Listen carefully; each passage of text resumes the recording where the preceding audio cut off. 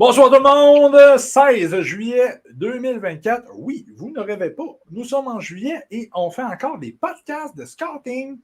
Que tu sois de Victoria, en Colombie-Britannique, de Johannesburg, en Afrique du Sud, ou de Saint-Thomas-d'Idyme, je te salue et te remercie encore une fois d'être avec nous ce soir. J'allais dire comme à l'habitude, mais un revenant aujourd'hui, hein, notre dernier podcast qu'on avait fait, je l'avais fait en solo. Brabant, il y avait eu un empêchement de dernière minute. On comprend ça, mais je suis très content de te retrouver, mon ami. Comment vas-tu? Ça va super bien. Puis toi, mon homme? Oui, ça va super bien. Ça va super bien. On a pris une petite semaine de congé la semaine dernière. On s'est parlé pour un peu construire ce qu'on allait vous offrir comme contenu cet été. Notre scouting 2025, là, je l'ai mentionné dans les derniers podcasts, il est bien commencé. Donc, ce soir au menu, on va vous présenter 10 espoirs. On va faire un peu ça cet été. 10 espoirs qui sont intéressants, qui sont disponibles au prochain repêchage 2025 de la NHL qui va se dérouler dans 11 mois. Oui, on commence déjà. Avant de commencer de présenter, hein, là, ce soir, on va beaucoup parler de présentation de joueurs et non pas d'évaluation de joueurs. Parce que Brabin et moi, là, on a une petite règle qu'on s'est donnée que, bon, pour qu'on parle d'évaluation, slash complète d'un joueur, mais on veut un nombre de visionnements minimum là, pour le joueur. Fait que là, ce nombre de visionnements minimum-là pour les joueurs qu'on va vous présenter ce soir, on ne l'a pas, mais on trouve ça intéressant de vous les présenter quand même. On a visionné des matchs sur les joueurs, mais pas suffisamment pour avoir une évaluation là, qui est sensiblement complète pour vous dire, ce joueur-là, il va se faire repêcher première ronde, il va ressembler à tel joueur dans NHL, fais-moi confiance, repêche-le avec le choix numéro 14. On n'est pas là, mais on veut quand même vous présenter des espoirs qui sont intéressants en vue du prochain repêchage pour vous mettre la puce à l'oreille. Ça fait très du bien là, de voir, de visionner d'autres joueurs que les Jet Lushenko, que les Carter Yakimchuk. On les aime, mais Chris, on les a tellement vus que ça fait du bien d'avoir une nouvelle banque d'espoir là, à scouter, en fait. Es-tu d'accord avec ça? Exact. Je suis entièrement d'accord. Avoir des nouveaux visages, des nouvelles. Des nouveaux. Je m'attends en écho. Ben, nous, en tout cas, moi, je t'entends super bien. Là. OK. C'est bien correct. C'est peut-être chez nous, je ne sais pas. Ouais, non, c'est ça. Voir des nouveaux joueurs. Ben, c'est ça. Juste analyser des nouvelles faces, c'est très agréable. Oui, effectivement. Puis avant de vous présenter, là, Brabin, il a ciblé 5 joueurs qu'il veut vous présenter ce soir. Moi, je l'ai ciblé 5 de mon côté. C'était un peu le contenu qu'on voulait vous présenter ce soir, mais on a une belle surprise aujourd'hui quand même. Je ne m'en attendais pas. Peut-être que je n'étais pas assez vigilant sur ce sujet-là.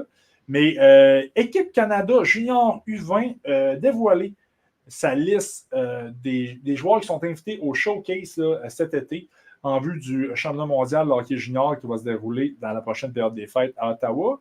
Et Équipe Canada U18 là, présenter les joueurs qui vont ont présenté les joueurs qui vont se joindre au camp d'entraînement de leur équipe en vue du Linka Gretzky qui va se dérouler à partir du 5 août en direct d'Edmonton. Donc, je trouvais ça cool de vous fournir ce contenu-là.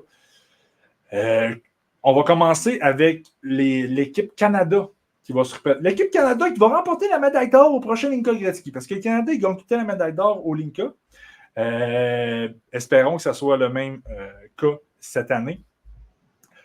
Petite histoire courte, au Linka Gretzky, les États-Unis n'alignent pas là, une grosse formation. Tous les joueurs qui sont avec le programme américain ne sont pas avec cette formation américaine-là.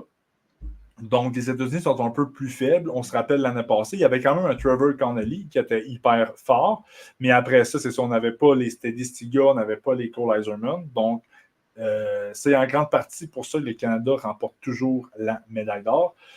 Voilà.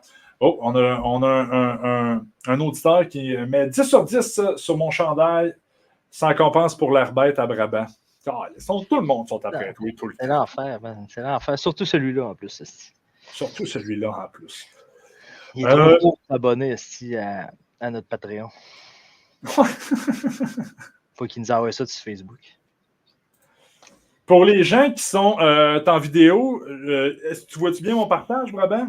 Ouais, je le vois bien. On voit les noms petits, par exemple, mais on les voit quand même. Ouais, OK, bien on va les dire verbalement aussi pour les gens qui vont nous écouter en audio. Ça, c'est la liste des joueurs qui sont invités là, au camp pour le Linka Gretzky. Donc, autre information qu'il faut savoir, Linka Gretzky, c'est les U18. Les espoirs qui sont admissibles au repêchage 2025 de la Ligue nationale, il y a des 2006 puis il y a des 2007 qui sont, tu sais, quand tu es né à partir du 15 septembre jusqu'au 1er janvier, bon, tu es né en 2006. Ces joueurs-là ne sont pas admissibles à ce tournoi-là parce qu'en ce moment, ils jouent sur leurs 18 ans. Donc, ce tournoi-là, c'est vraiment un U18, comme le U18 de fin d'année. Donc, par exemple, les Porter Morton ne sont pas là. Tantôt, on se parlait hors camp que Gabriel Daigle, le gardien des Tigres de Victoriaville, n'était pas là également, n'était pas invité parce que c'est un 2006. Donc, c'est quand même une petite nuance. C'est un peu plate. On aimerait ça voir les 2006 à ce tournoi-là. Mais bon, le parent, il aurait dû faire l'amour un petit peu plus tard. Voilà. Ou un petit peu, en tout cas, whatever. Donc, je vais juste dire les noms. Ça, c'est tous les noms que je vais énumérer verbalement dans les prochaines secondes. C'est tous des joueurs qu'on va scotter dans la prochaine année, qu'on va vous donner des renseignements sur eux, parce que pour la grande majorité, c'est tous des joueurs qui sont admissibles au repêchage 2025 de la Ligue nationale. Donc, dans les gardiens de but, il y a 4 gardiens qui sont invités. À ma grande surprise et j'allais dire à ma grande joie. Bon, je m'en calisse un peu, mais il y a 2 gardiens de la LHJMQ qui sont là. Lucas Beckman des Dracors de Bécomo et William Lasselle de l'Océanique de Rimouski. Lasselle, c'est un gardien qui est quand même en haute estime là, selon plusieurs experts. C'est un gardien qui prenait le chemin des universités américaines jusqu'au temps qu'il sache que l'Océanique de Rimouski allait accueillir la prochaine Coupe Memorial. Fait qu'aussitôt, ça a été annoncé que Rimouski allait accueillir le gros tournoi là, couronnant l'équipe championne de la CHL. Il s'est amené à Rimouski. Bonne décision pour lui. Il est également au camp d'entraînement. On a également Jack Ivankovic, petit gardien de Brampton en Ontario, et Jaden Nelson, qui est un gardien qui joue en CCHL. C'est le seul joueur qui est invité au camp d'entraînement qui n'appartient pas à une des 3 ligues de hockey junior canadien. Je vais rapidement pour les défenseurs. Quinn Beauchesne de Guelph, Carson Cameron de Peterborough, Owen Conrad qui joue à Charlottetown en LHMQ. Ce n'est pas un Québécois, il vient de la Nouvelle-Écosse. Reese Hamilton de Calgary, Alex Wang, Québécois à l'Essaigné de Chicoutimi, je pense qu'on l'aime les deux beaucoup. Yes. Peyton Kettle de Swift Current, Cameron Reed de Kitchener, Matthew Schaefer derrière, Connor Schmidt de Moose Jaw, Will Sharp de Lethbridge, Jackson Smith de Tri-City et Xavier Villeneuve, petit défenseur de Blainville-Beaubriand. Tantôt, tu me disais avant le show, Brabin, que Villeneuve avait eu des gros stats à Blainville-Beaubriand l'année passée. Hein? Yes, on parle quasiment d'un point par match, puis quasiment à côté, je ne dirais pas 20 buts, mais c'est pas loin d'un 16 goals certains. Hein. Fait que c'est quand même quelque chose qui est intéressant. Pour de vrai, moi déjà à bord, j'en connaissais peut-être 3 ou 4. Les autres, pour moi, c'est vraiment des nouveaux visages qu'on va analyser cette saison. Mais j'aimerais bien ça voir le petit Alex Wong se tailler un poste avec l'équipe. Je pense qu'il a ses chances, par exemple. Je suis pas mal convaincu. Ouais, Alex Wong est un petit défenseur extrême. Ben, petit défenseur, là, jouait 5-11, 166 livres. Là, il n'est pas gros, là, mais il a encore le temps de sa croissance, il a encore le temps d'augmenter, disons-le comme ça. Petit défenseur qui est extrêmement rapide, sa patinoire, la vision du jeu qu'il a, c'est incroyable. J'allais dire quasiment de niveau élite, là. Je vais m'abstenir un petit peu, là, mais de très, très grande qualité. Moi, un peu comme toi, là, c'est des défenseurs que, oui, on a déjà entendu le nom, mais qu'on va découvrir ensemble au cours de la prochaine année. Je vous attire l'œil vers Matthew Schaefer, là, le défenseur 6 pieds 1, 170 livres. Un joueur natif d'Hamilton en Ontario qui joue avec les Hooters derrière. Défenseur que j'ai quand même en très grande estime. Ouais, on aurait parlé de Reese Hamilton et tout, qui a été invité l'année passée. Oui, 18 ans. Oui, 18, ouais. qui n'a pas fait de l'équipe, mais qui a été invité, tu as raison. Ça devrait être pas mal le duo Shefford et Hamilton, ça devrait être pas mal intéressant à regarder. Oui, je pense. Oui, tu as raison. Pour les attaquants, j'y vais rapidement encore une fois. Joby Bowmuller de Brandon dans WHL, Ryan Brown, Sarnia, Brandon Coots, Seattle, Ethan Zata, Niagara, Caleb Nenoyer, on va en parler plus tard dans ce show-là, de Moncton dans la LHMQ, Émile Guité, Brabant va vous en parler également, de Chicoutimi, Tyler Hopkins de Kingston, Liam Kifoyle, j'espère que je dis bien son nom, d'Halifax.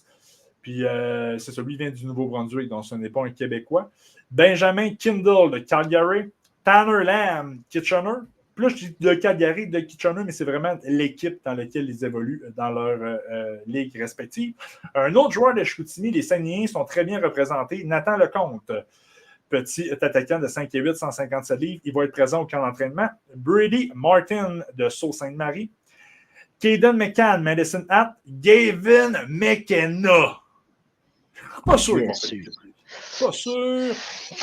Gavin McKenna, regardez-le, admirez-le. C'est un petit bijou. C'est un chef-d'œuvre. Écoutez, de regarder ce joueur-là. Même si tu n'aimes pas le hockey, tu ne peux pas ne pas aimer voir jouer ce joueur-là. On l'a vu au dernier U18. C'est un joueur générationnel. Moi, je le place en haut de Connor Bedard. C'est un malade, ce joueur-là. Jack Nesbitt de Windsor, oui. Matteo Nobert, un Québécois de Blainville-Boisbriand. Jake O'Brien, lui, je l'ai vu dans les dernières semaines de Brentford en Ontario. Cole Reshny également, je l'ai scoté, de Victoria dans WHL. Luca Romano de Kitchener, aucun lien de parenté avec Anthony Romani. Ryan Robrock, tu me disais que tu l'aimais beaucoup. Niagara, gros attaquant, 6 pieds 2. Cameron Schmidt de Vancouver.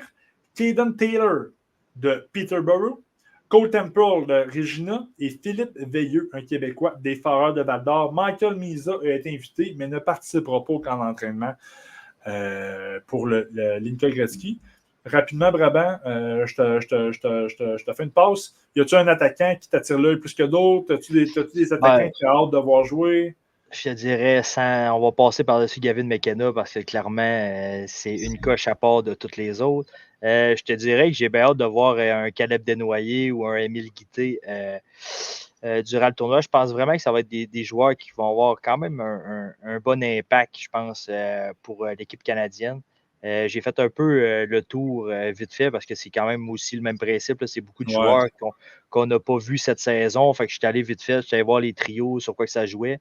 Puis souvent, je ne sais pas si c'est parce que le calibre de la Q est moins fort, ça fait que les joueurs jouent sur des trios plus importants dans leurs équipes respectives. Mais tu sais, je suis allé voir mettons, Ryan Brown, ça jouait sur un 4e trio. À Sarnia, puis si tu checkes, ben Émile Guité, ça joue sur un premier trio à Chicoutimi, Caleb Desnoyers, ça joue sur un premier, 2e trio à Moncton. Fait que, c'est des joueurs qui ont beaucoup plus des gros impacts sur les équipes. Fait que je me dis sûrement qu'ils vont avoir des gros impacts durant le tournoi aussi. Moi, c'est un Ryan Robrook, là, c'est vraiment un attaquant de puissance. Là. Un gros attaquant qui frappe beaucoup. C'est un autre qui va être intéressant à regarder. Je vois quand même beaucoup de Québécois. On dirait que, je ne sais pas si c'est moi, mais je trouve ça quand même assez rare qu'on ait autant de Québécois qui sont invités à l'équipe. Puis pourtant, je pense qu'il va quand même en avoir, je dirais peut-être 5. Je ne me lancerais pas tant que ça, mais peut-être 5 ou 6 joueurs qui pourraient se tailler une place avec l'équipe canadienne. Reste à voir. Ouais, puis tu sais, on a traversé là, dernièrement, dans les dernières années, une période creuse là, au niveau de la LHMQ. Là, les 2 derniers repêchages de la NHL, rapidement en tête, là, ils n'ont pas été fructueux pour la LHMQ. Sans dire que ça va être un repêchage qui va passer à l'histoire là, pour la LHMQ en 2025, mais c'est nettement une meilleure cuvée. Oui, il y a des joueurs, comme tu l'as dit, qui jouaient pas moins de minutes dans leur équipe respective. Mais puis oui, tu as raison également qu'il y a certains joueurs de la LHJMQ qui jouent des plus grosses minutes dans leur équipe respective. Mais tu sais, moi, j'ai écouté dernièrement, dans la dernière semaine, j'ai écouté des matchs de Jake O'Brien et Cole Reshney. Même si c'est pas, c'est ça, en ce moment, ma première opinion d'eux n'est pas négative, mais n'est pas nécessairement positive. Là, mais c'était Reshney, le match que j'ai écouté, là, des 21 minutes. Jake O'Brien, on avait un 18 minutes. Donc, c'est ça. C'est vraiment selon. Mais tu l'as bien dit, là, c'est vraiment selon l'équipe. Là. Comme je vois les deux joueurs là, rapidement, là, puis je n'ai pas regardé les statistiques à rien, mais je vois les deux attaquants rapidement, de Medicine Hat, on va enlever McKenna, là, mais mettons Caden McCann, des matchs de Medicine Hat qu'on a écoutés la saison dernière, mais on ne le voyait pas beaucoup parce que vous connaissez le line-up qu'il y avait. Là. Exact. Donc, voilà. Voilà. Donc, à voir. Le Linka Gretzky, c'est toujours le tournoi qui lance un petit peu notre saison de scouting. Ça commence le 5 août. On va vous faire une présentation complète de toutes les équipes avec nos prédictions. Après le tournoi, on va faire un retour là, sur le tournoi. Bref, c'est vrai, ça commence fort parce qu'on a beaucoup de joueurs à scouter dans cette semaine-là. L'objectif, c'est on va peut-être s'apprendre une semaine off avant de vous présenter les équipes pour aller chercher une dose suffisante de air lousse auprès de nos copines respectives pour qu'ils nous laissent, avec grand sourire, regarder ces matchs-là religieusement. Donc, voilà. Toutes les noms. C'est quoi tu allais dire, excuse? Fini, puis je vais juste répondre aux questions que le monde ont marquées dans les commentaires. Mais c'est ça, j'allais juste compléter en disant, tous ces joueurs-là, si vous nous suivez sur Street Scout, c'est tous des joueurs que vous allez entendre parler dans les prochaines semaines. Si vous êtes fan de repêchage comme nous, bien écoutez-nous, ça va être, on n'est pas, on se prétend pas être les meilleurs scouts, vraiment pas. On se prétend pas être des scouts, tout simplement. Sauf que ça va nous faire un grand plaisir de vous transmettre nos observations sur ces joueurs. On a hâte de le faire, puis on espère de votre côté, vous avez autant hâte de recevoir nos informations. Je te donne la parole, mon cher. Oui, dans le fond, je pense qu'on avait la question à Memo qui se demandait si le trio des Saguenayens allait faire le club. Moi, je pense que 2 sur 3 devraient se tailler une place avec l'équipe. Ouais. Le Comte, je pense qu'il va batailler pour une place, mais je ne suis pas sûr qu'il va réussir à faire l'équipe. Je ne sais pas pour ta part, là, moi, ça serait pas mal ça que j'en pense. Ouais, je suis un peu à la même place que toi, là. Mais c'est ça, encore une fois, c'est un peu dur à dire, là, parce qu'on pourrait vous faire croire qu'on connaît tous ces joueurs-là du bout de nos doigts. C'est pas le cas encore. Sauf que, puis tu sais, bon, reste à voir, là, mais tu sais, si mettons Nathan Lecomte, moi je pense qu'Émile Guité a un potentiel d'avoir une place sur le top 6 de cette équipe-là. Je pense que tu l'aimes beaucoup, je l'aime beaucoup. Ouais. Il a un talent offensif qui est intéressant, un très bon lancer, précis, puissant. Fait que je pense que Nathan Lecomte, s'il est capable de prouver qu'il peut avoir un rôle de, je ne veux pas dire de soutien dans cette équipe-là, parce que le Canada, genre, il traverse souvent toutes les formations là, jusqu'à la fin. J'exagère quand même, mais pas beaucoup. Mais s'il est capable de démontrer qu'il peut avoir un spot sur le bottom 6, je pense qu'il y a des chances de faire l'équipe. Mais même s'il fait l'équipe, là, je ne les vois pas nécessairement jouer sur le même trio. Mais écoute, c'est une prédiction là, qui peut être boiteuse là, parce que voilà. C'était vraiment plus pour vous énumérer une banque de joueurs que vous allez entendre parler dans les prochaines semaines, dans les prochains mois et dans la prochaine année. Yes. Puis on avait une question de Jean-René qui est à Villeneuve qui se demandait pourquoi Misa avait été invité. Si c'était à cause de avait été invité, mais OK. Ouais, ça. S'il ne se présentait pas parce qu'il était blessé. Puis Memo, il a répondu que le fait qu'il avait joué l'an passé, peut-être qu'il voulait passer son tour cette année. C'est une option.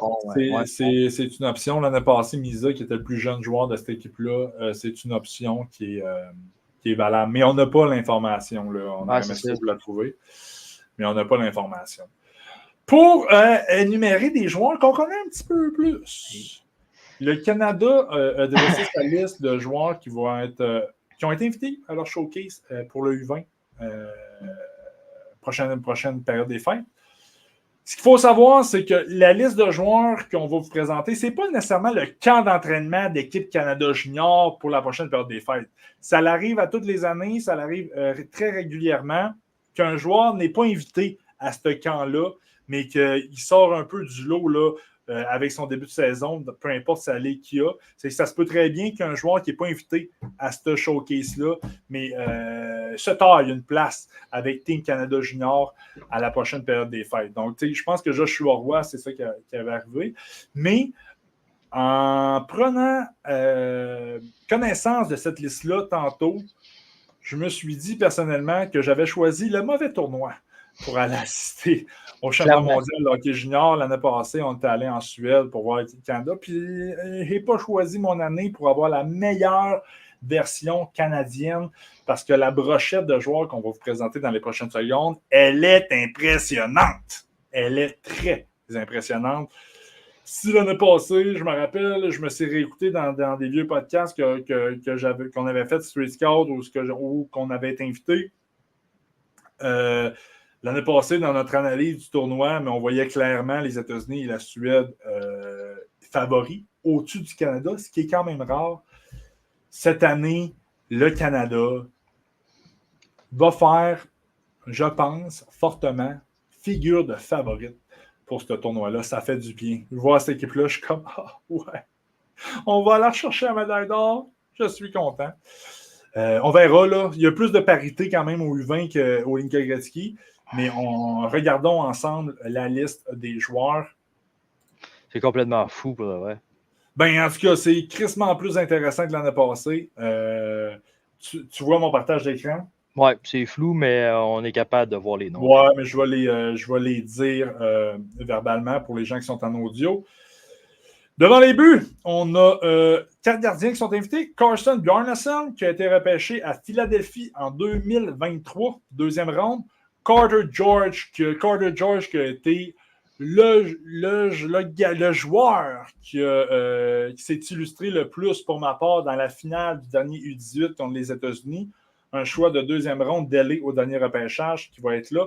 Scott Ratzlaff, qui était le troisième gardien du Canada au dernier U20, là, derrière, je ne me rappelle plus, Mathis, là, le petit Chris de goaler qui goalait à l'Ifrance. Ouais. Rousseau et Samuel Saint-Hilaire. Ratzlaff, c'était le troisième gardien. Il va être encore présent cette année, choix de cinquième ronde des Sabres en 2023.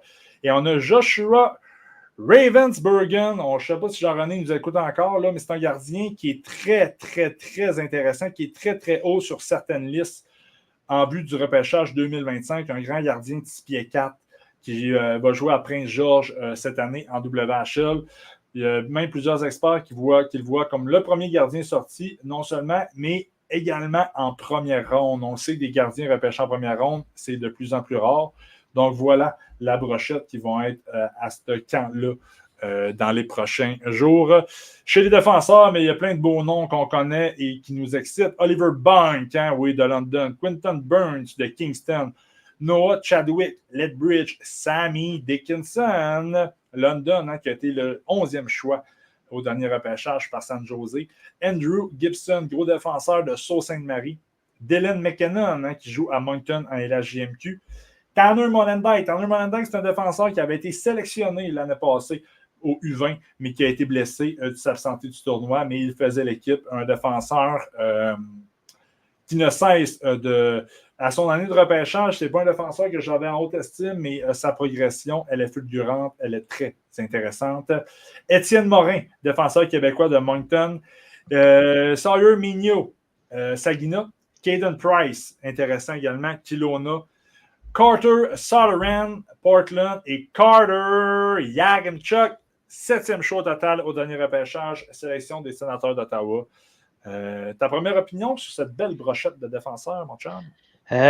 C'est wow. Mais je pense que tu avais même oublié Zane Parek et tout, je pense, que tu n'as pas nommé. Ouais, j'ai passé par-dessus, tu as raison, parce que je ne l'aime pas. Non, c'est pas vrai. J'ai complètement oublié. Ouais, c'est ça. Mignot, Seattle, Zane Parek, Saginaw, 9e choix au dernier repêchage par Calgary. Tu as raison. Pour de vrai, c'est assez incroyable. Sur papier, en tout cas, c'est wow. J'ai hâte de voir s'ils vont être capables de tout faire fitter ça ensemble, mais je ne suis pas inquiet. On parle de 5 choix de première ronde qui sont invités. Mais surprenamment, je te dirais que je pense qu'il pourrait avoir 5, peut-être, on va dire 4 ou 5 défenseurs repêchés cette année qui pourrait se tailler une place avec l'équipe. Si, admettons, il n'y a pas des ajouts qui s'ajoutent en cours de route. Là. Mais ce que je remarque, par exemple, c'est beaucoup du défenseur offensif au pied carré, par exemple. Hein? On parle de Dickinson, on parle de Parek, on parle de Yakemchuk. Ouais, c'est ça. Ouais, mais tantôt, on parlait quand même off-cam que Sam Dickinson et Yakemchuk sont capables de jouer défensivement. Ouais, c'est des joueurs qui s'illustrent offensivement, mais qui ne sont pas strictement offensifs. C'est pas comme un Zane Parek, par exemple, là, ou un Étienne Morin, genre. Ouais, mais tu as des compléments comme des Mollendijk qui font bien, c'est des Étienne Morin, des Caden Price, des Oliver Bunk, je ne l'ai même pas nommé, mais tu as Oliver Bunk aussi. Là. Ouais, ben oui. Oliver Bunk est un vétéran, c'est un retour pour lui. Il était présent je pense que l'année passée. C'est le seul, à part, mettons, Mollendijk qui s'est blessé. Oui, c'est le seul. Dans la liste qu'on a devant les yeux, là, c'est le seul, oui. Oui, clairement. Mais non, mais ça risque d'être vraiment, vraiment intéressant à voir aller. Non, c'est le fun là, d'avoir. Non, c'est vraiment une belle brochette de défenseurs. Puis, tu sais, on a des défenseurs. Oui, on a beaucoup de défenseurs qui s'illustrent offensivement, mais on a une belle brochette, là, je trouve, de défenseurs qui remplissent plein de belles qualités là, au sein d'une équipe. Là. Genre, rapidement, là, je regarde, puis j'essaie de me faire un groupe de 6. Ouais, mais plus genre un 6 défenseur qui pourrait genre driver vers la médaille d'or. Puis c'est intéressant. C'est vraiment intéressant. C'est vraiment, vraiment, vraiment intéressant. Tu sais, comme moi, je vous attire là vers un Noah Chadwick là, qui est un peu méconnu, qui est un choix de 6e round en 2023. Mais retenez ce nom-là là, parce que même s'il a été repêché lointain à son année de repêchage, là, c'est un défenseur qui pourrait se tailler un poste. Mais bon, je veux pas faire trop de spéculation. Mais ouais. C'est très, très, très intéressant. Plus intéressant que l'année dernière. Clairement. Puis on apporte quand même, c'est du poids lourd. C'est aucun défenseur en bas de 6 pieds. Tu as du 200 livres, tu as du 180 en montant. C'est pas des petits défenseurs qui ont aligné là cette année. Là. Non, c'est très Team Canada, ça. Là, mais oui, en général, ils trippent ces gros défenseurs. Là.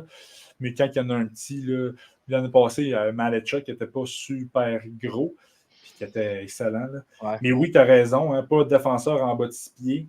Mais les défenseurs en bas de 6 pieds, autant d'équipe Canada, autant pour les repêchages, ils ont de moins en moins la cote. Là. Juste de faire une petite parenthèse sur la dernière enquête en 2024, c'est de voir un Kivi Ariou sortir en 4e ronde. Oui, les blessures, je comprends.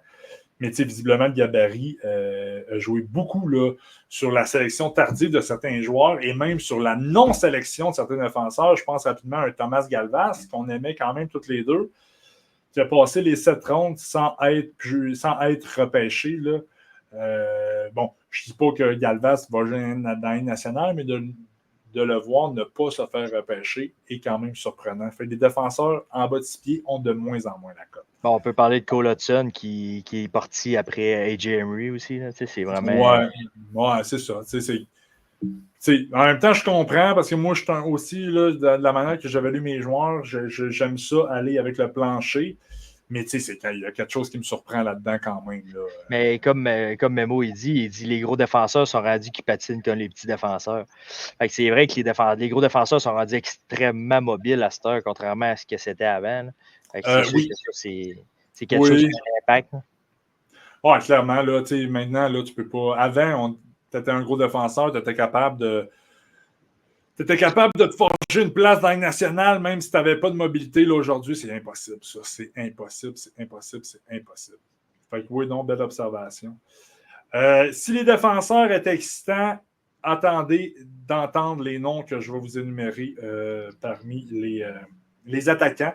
Mais premièrement, Macklin Celebrini a été invité, ne se présentera pas à ce camp-là. Je pense que Macklin Celebrini, c'est un peu la dernière fois qu'on va en parler avec Team Canada Junior dans la même phrase. Là. Celebrini, même s'il est admissible au prochain tournoi, et il le serait également l'année prochaine. On ne le verra plus. Hein? Ça, c'est une précision que je suis capable de faire. Plus de paris sportifs, mais je serais game de mettre quand même beaucoup d'argent là-dessus. Bon, j'énumère les attaquants rapidement. Denver Barkey, London. Colby Barlow, Owen Sound. Cole Baudouin, Barry. Mathieu Catafort, qui a joué à Halifax, mais qui est maintenant à Rimouski. Berkeley Catton, Spokane. Vincent Collard, ça c'est une surprise. Il est admissible au repêchage 2024, n'a pas été sélectionné, mais qui joue maintenant à Moncton dans la LHMQ, un joueur du Saguenay, shout-out Vincent Collard. Easton Cowan va être présent. Andrew Crystal, le Kelowna, Ethan Gauthier de Drummondville, Riley Height, qui a fait énormément des gros stats l'année passée à Prince-Georges, Tanner Howe, Regina, Jagan là, mon boy, Kelowna, il est là, Kaden Lidstrom également, Jet Lushenko, Porter Morton, qu'on l'a on l'a eu très en vue au dernier U18, qui était le capitaine d'équipe Canada. Brady Nadeau, repêché en Caroline. Oui, merci Simon. Luca Pinelli, Ottawa. Carson Rakoff, qui est un revenant, qui était là l'année passée. Callum Ritchie. Anthony Romani, qui est invité. Beckett Seneke, qui a été la surprise du dernier repêchage, choix numéro 3 à Anaheim. Malcolm Spence, qui est un joueur qui est admissible au prochain repêchage, va être présent à ce camp-là. Matthew Wood, qui est également un revenant, choix des Prédateurs de Nashville en 2023. Et en terminant, Braden Yager, choix de première ronde des Pingouins, 14e au total en 2023, qui a joué à Moose Jaw, qu'on a vu et qu'on a apprécié lors de la dernière Coupe Memorial. Tes impressions, mon chum, sur ce chef-d'œuvre-là? Ah, c'est pour de vrai. Tu peux déjà commencer à essayer de faire tes trios. Qui tu mettrais avec qui? Puis je te dirais que je pourrais mettre un gars qui jouerait sur une 4 puis le ramasser sa première. Puis il n'y aurait aucun problème. Pour de vrai, c'est extrêmement beau à voir. Comme tu dis, c'est clairement pas le même line-up qui vont aligner cette année, contrairement à l'année passée. Tu as un peu de tout, de la vitesse, de la finesse, des scoreurs, du physique. Tu t'en veux, t'en as. C'est ça, comme je te dis, c'est peut-être parce que je me rappelle pas des anciens line-up de 2, 3, 4, 5 ans, mais on dirait que ça en est un des beaux. Oh, ça en est un solide. Ça en est un des beaux qu'on peut voir, puis je suis pas sûr que ça va revenir très souvent, des gros line-up comme ça. J'ai pas checké les rangs de repêchage, mais selon moi, tu dois avoir juste du 1, du 2, peut-être une coupe de troisième ronde, mais ça doit être assez rare. C'est pas mal juste comme je fais le tour un peu, là, c'est à part Martin qui n'a pas été repêché, là, mais les autres, c'est quasiment toutes des premières rondes ou début deuxième. C'est fou, là. Ouais, puis moi, je pense que la force du Canada cette année, puis là, ça, ça reste à voir, là. C'est, mettons, l'année passée, le Canada, c'était une année qui avait quand même j'ai pas le nombre exact en tête, mais il y avait quand même quelques joueurs qui n'étaient pas descendus, qui n'avaient pas été prêtés par l'équipe de la Ligue nationale pour ce repêchage-là. Rapidement, là, j'ai Adam Fantilli, mais il y en a d'autres aussi, là. Puis il y avait eu quand même plusieurs joueurs de blessés. Quelques joueurs de blessés, je pense à Tristan Luneau, je pense à Tanner Molenbeek. Tu ajoutes ces deux défenseurs-là dans la brigade défensive canadienne l'année passée, ça aurait enlevé de la glace à Noah Warren, mettons. Ouais, ça n'aurait pas fait de tort. Puis il y a un Ty Nelson que je respecte là, le joueur, là, mais c'est parce que là, on a la crème de la crème canadienne à ce tournoi-là. Fait juste d'ajouter ces deux défenseurs-là. Fait j'ai l'impression que cette année, il va peut-être avoir, à part Celebrini, bien sûr, là, il va peut-être avoir, puis ça reste à voir encore une fois. Là, je mets un petit bémol ici. Là, mais je pense que cette année, on va avoir moins de joueurs qui vont jouer dans la Ligue nationale et que les équipes ne prêteront pas. Exact. Il y avait Zach Benson l'année passée là, qui avait passé l'année à Buffalo. Heureusement, on avait eu Mathieu Poitras, mais en tout cas, il n'avait pas connu un super gros tournoi. Mais c'est ça. J'ai l'impression que cette année, on va avoir moins de joueurs qui ne seront pas dans les nationales. Puis bon, espérons-le, on va avoir moins de blessures également. Clairement. En route, même, vers la médaille d'or, c'est sûr que les États-Unis vont être encore très forts. La Suède devrait aligner un alignement intéressant. La Finlande devrait être meilleure que l'année passée, mais le Canada, là, ils vont prendre un. C'est vraiment. Ça va être une belle progression comparativement à l'année prochaine. Puis on va être prêt pour ramener l'or à la maison. Tu peux, un peu comme Memo il dit, peut-être qu'on va avoir un Gavin McKenna se joindre à l'équipe en décembre. On en parlait tantôt. On passe à côté des Sacha Boisvert, des Michael Hay, comme tu disais, des joueurs qui n'ont pas été invités. C'est juste te dire à quel point le line-up est solide quand tu n'invites même pas des joueurs comme ça. Ouais. Mais c'est ça, mais encore une fois, ici, j'apporte un bémol. C'est pas parce que Boisvert n'est pas invité à ce tournoi, à ce camp-là qu'il ne sera pas invité. Je pense pas qu'il soit pour vrai parce qu'il y a tellement de la qualité. Ouais, c'est ça. Il y a beaucoup de joueurs qui étaient admissibles en 2023, qui ont été repêchés en 2020. C'est du stock. Là. Attends, là, Parachak n'est pas là. C'est le premier qui m'est venu en tête. Là, mais tu as raison, il n'est pas invité. C'est quand même surprenant, mettons, que Boisvert, Parachak, Hay, puis on peut en nommer d'autres, ne soient pas invités, puis qu'un Vincent Collard le soit. Ouais. Mais gros chaleur à lui, là, c'est pas un joueur que j'ai vu beaucoup l'année passée. On l'a vu jouer un petit peu, mais pas. Un peu à la Owen Allard qui était arrivé de nulle part et qui s'est taillé un pouce. Ouais, souhaitons lui. Surprise demain, c'est toujours agréable à voir aussi. Là. Ouais, c'est une belle vitrine pour notre chum Vincent Collard. Clairement. Donc voilà, c'était un peu pour vous mettre la puce à l'oreille. Ces deux line-up-là ont été sortis aujourd'hui, je crois. Là. On voulait vous en parler un petit peu avant de vous présenter 10 espoirs intéressants en vue du repêchage 2025 de la NHL. Voilà. J'ai choisi 5 joueurs. Brabant a choisi 5 joueurs. Où est-ce que tu nous amènes, Brabant, en premier? Là? Fais-nous voyager. Là. Où est-ce que tu nous amènes? On peut commencer par l'Europe avec le Suédois Anton Frondell, un centre de 6 pieds, 196 livres du Djurgården IF, qui jouait en national cette année, national J20. Il a amassé 39 points en 29 rencontres, dont 18 buts. C'est vraiment un attaquant qui est qui va être dans les hautes listes lors du prochain repêchage. En tout cas, préliminaire, ça risque d'être un attaquant qui va être extrêmement intéressant. J'ai écouté quelques rencontres pour me mettre un peu dans le bain avec les espoirs 2025. Je te dirais que j'ai été mitigé un peu dans mes observations. J'ai poussé un petit peu plus loin parce que justement, je n'étais pas satisfait de ses matchs au début quand il jouait en national. Je trouvais qu'il faisait généralement tout bien, mais je trouvais qu'il y avait un petit manque d'intensité. J'étais allé un petit peu plus loin. J'ai monté de calibre. J'étais allé regarder 2 matchs en Allsvenskan. Puis là, j'ai vu un Anton Frondell que je veux voir toute l'année. S'il peut rester en Allsvenskan en jouant de cette façon-là, ça serait très agréable. Parce que pour de vrai, c'est vraiment un joueur quand même assez complet, gros, utilise beaucoup son corps, un bon tir, des bonnes mains. Puis je trouvais qu'en Allsvenskan, il s'appliquait défensivement, ce que je voyais qu'il ne faisait pas nécessairement en national. C'est vraiment un joueur qui lève son jeu d'un cran quand mettons, c'est. Je ne dirais pas que c'est plus important parce que chaque match devrait être important, mais qui lève son jeu d'un cran quand il désire quelque chose de plus. Puis, tu sais, des petites stats que j'ai sorties, c'est que cette année, il jouait à Djurgården dans la même équipe que Linus Eriksson, qui s'est fait repêcher cette année. Puis, tu sais, Frondell, il a sorti des stats beaucoup plus intéressantes qu'un Linus Eriksson. Fait que, c'est vraiment un prospect qui est intéressant qui va être intéressant à regarder cette année. Je suis pas mal convaincu. Non, 100%. 100%. Je fais un peu de pont sur ce que tu viens de dire. Tu sais, Frondell, c'est en ce moment, puis je pense pour vrai qu'il va le rester, là, c'est un espoir qui est élite là, pour le prochain repêchage. Là. Le classement consolidé là, d'élite prospect le classe là, en ce moment 3e. Là. C'est un espoir de top qualité. Clairement. C'est sûr que c'est pas nécessairement un joueur qui va te flasher là, quand tu vas le regarder. Là. C'est un joueur vraiment là, qui est cérébral, là, qui joue dans les deux sens de la patinoire, qui est responsable partout.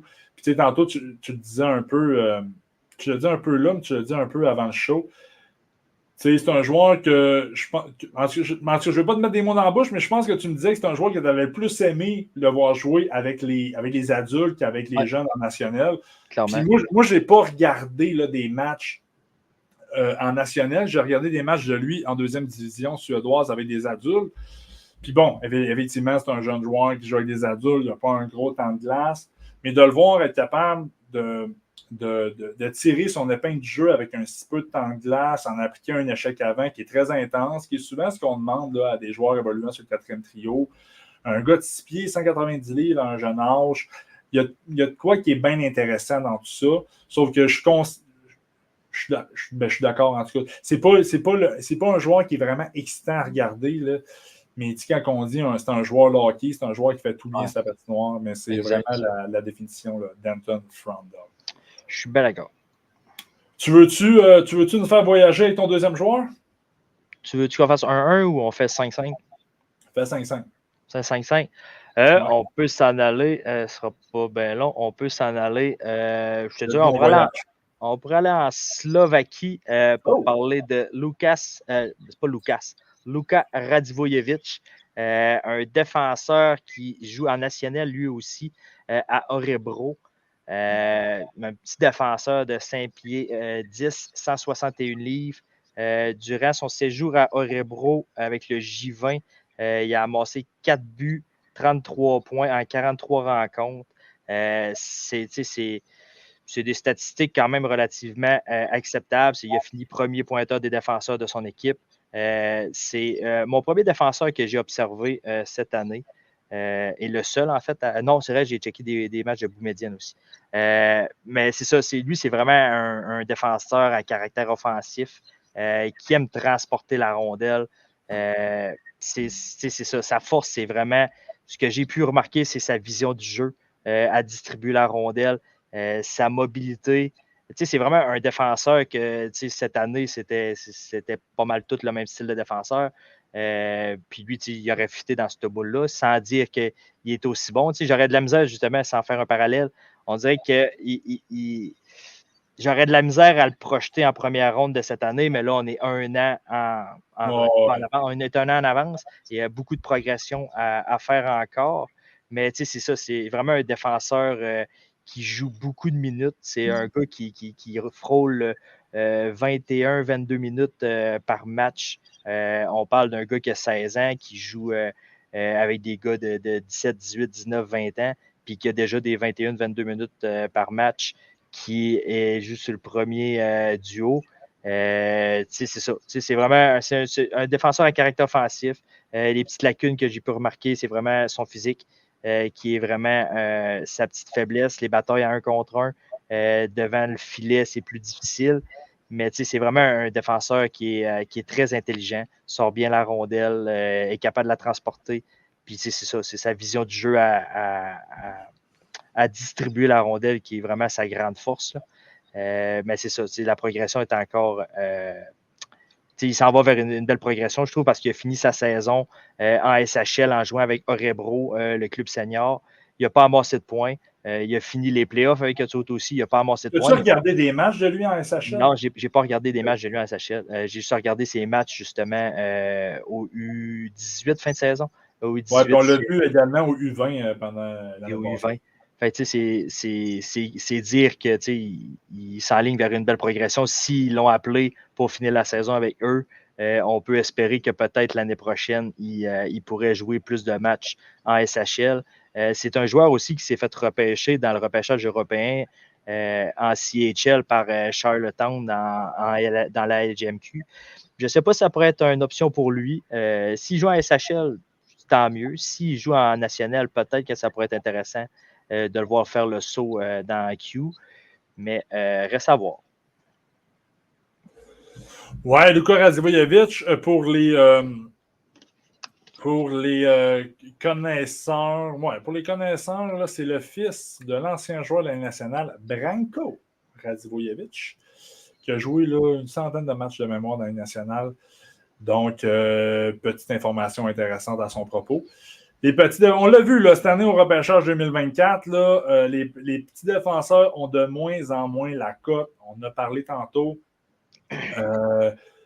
Bon, est-ce que ça m'inquiète nécessairement pour Luka Radivojevic? Là? Moi, je l'aime encore. Je l'ai vraiment aimé. Au dernier U20, la Slovaquie avait été vraiment, mais vraiment, vraiment, vraiment solide là, dans une équipe slovaque.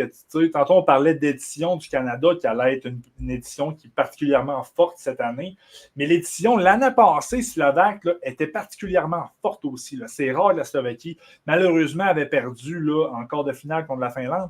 Mais Luka Radivojevic, avec ce bon groupe-là, était capable, c'est vraiment illustré. Là. C'est un défenseur qui avait joué beaucoup de minutes et beaucoup de minutes de qualité. Et il performait dans la majorité de ses matchs. Au 18, ça a été un peu plus difficile.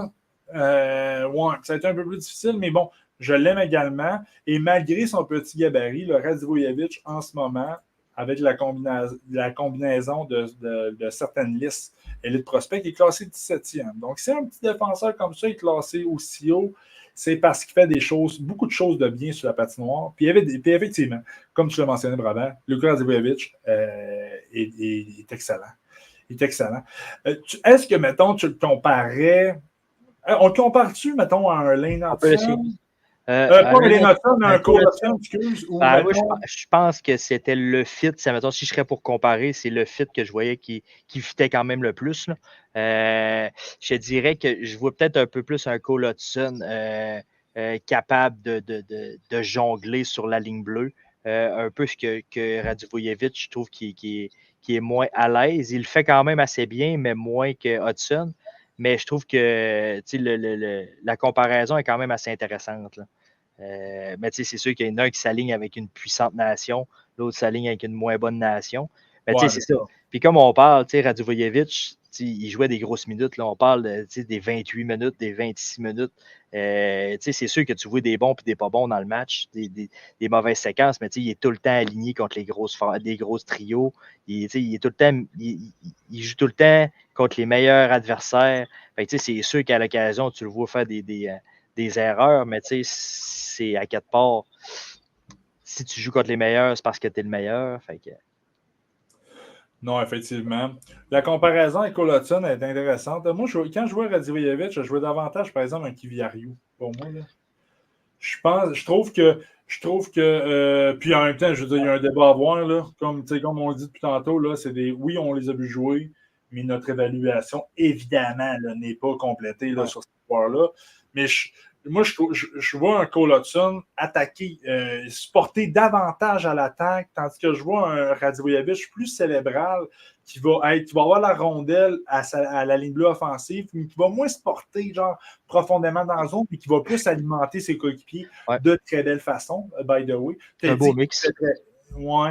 Puis tu sais, en même temps, ça se peut, je veux dire, c'est ça. Hein? Il y aura un débat à avoir. Mais oui, tu as raison, il bouge très bien sa ligne bleue, je l'aime beaucoup. Mais je vois quelqu'un plus contrôle. Ben, Cole Hudson l'a fait aussi. Mais vraiment, ouais, c'est ça. Bref. Puis, Kiviariou, oui, il est sorti en 4e ronde, mais ça reste un défenseur de qualité. Les blessures. Quatrième ronde, moi, je suis convaincu que c'est un vol encore. Mais... Non, mais tu parles de Kiviariou, là? Ouais. Ouais, moi aussi, là.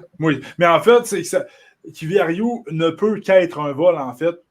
Parce que, tu sais, un choix de 4e ronde, si tu ne joues pas dans une nationale, c'est correct. C'est juste normal. T'sais, les pourcentages de carrière complète, longue dans une nationale, quand tu te fais repêcher en 4e ronde, sont quand même assez minimes. Tandis que, tu sais, si Kiviariou se taille un pas sur un jour dans une nationale, mais ça va être dans un rôle offensif, ça va être sur un rôle d'avantage numérique. Si tu as été capable de repêcher. Fait, dans le fond, tu peux comme pas te tromper. Moi, c'est pour ça que j'ai été surpris de voir Kiviariou sortir aussi tard. Parce qu'un moment donné, tu peux juste pas te tromper. Si je ne joue pas dans la Ligue nationale, c'est juste normal. Ouais. Tandis que s'il joue, tu sais, Kiviariou, c'est pas un gars qui va être une 3e paire, que si tu vas jouer 12 minutes, que tu vas mettre si. Bref, on s'entend. Puis je joue un peu Radivojevich dans ce sens-là. Sur Radivojevich, il a été moins affecté par les blessures dans sa carrière jusqu'ici. C'est que oui, il peut sortir plus haut que Kiviariou. Mais bon, dans son style de jeu, là, je voyais beaucoup de ressemblances avec Aaron. Ouais, mais j'aime bien le mix des deux ensemble. Ouais, intéressant. Ouais, je suis bien d'accord. Donc voilà pour Radivojevich. Où est-ce qu'on s'en va pour ton 3e joueur, mon chum? On en revient en Amérique du Nord, mon homme. On s'en va avec le Spirit de Sarnia. Ah, tu vas pas nous parler de Parek encore, Carlis? Ben oui, pas le choix. Si tu veux, je te dis. On l'aime trop. On l'aime trop. Non, on va y aller avec le jeune attaquant Michael Misa, le centre du Spirit, 6 pieds, 174 livres. Il a amassé un gros 75 points en 67 rencontres, dont 29 buts. Pour de vrai, il s'alignait avec une formation qui était remplie de vétérans. On parle d'environ, je pense, je n'ai pas fait le calcul exact, j'y étais un peu vite, mais on parlait d'environ 8 à 10 joueurs qui étaient déjà repêchés NHL qui jouaient pour le Spirit.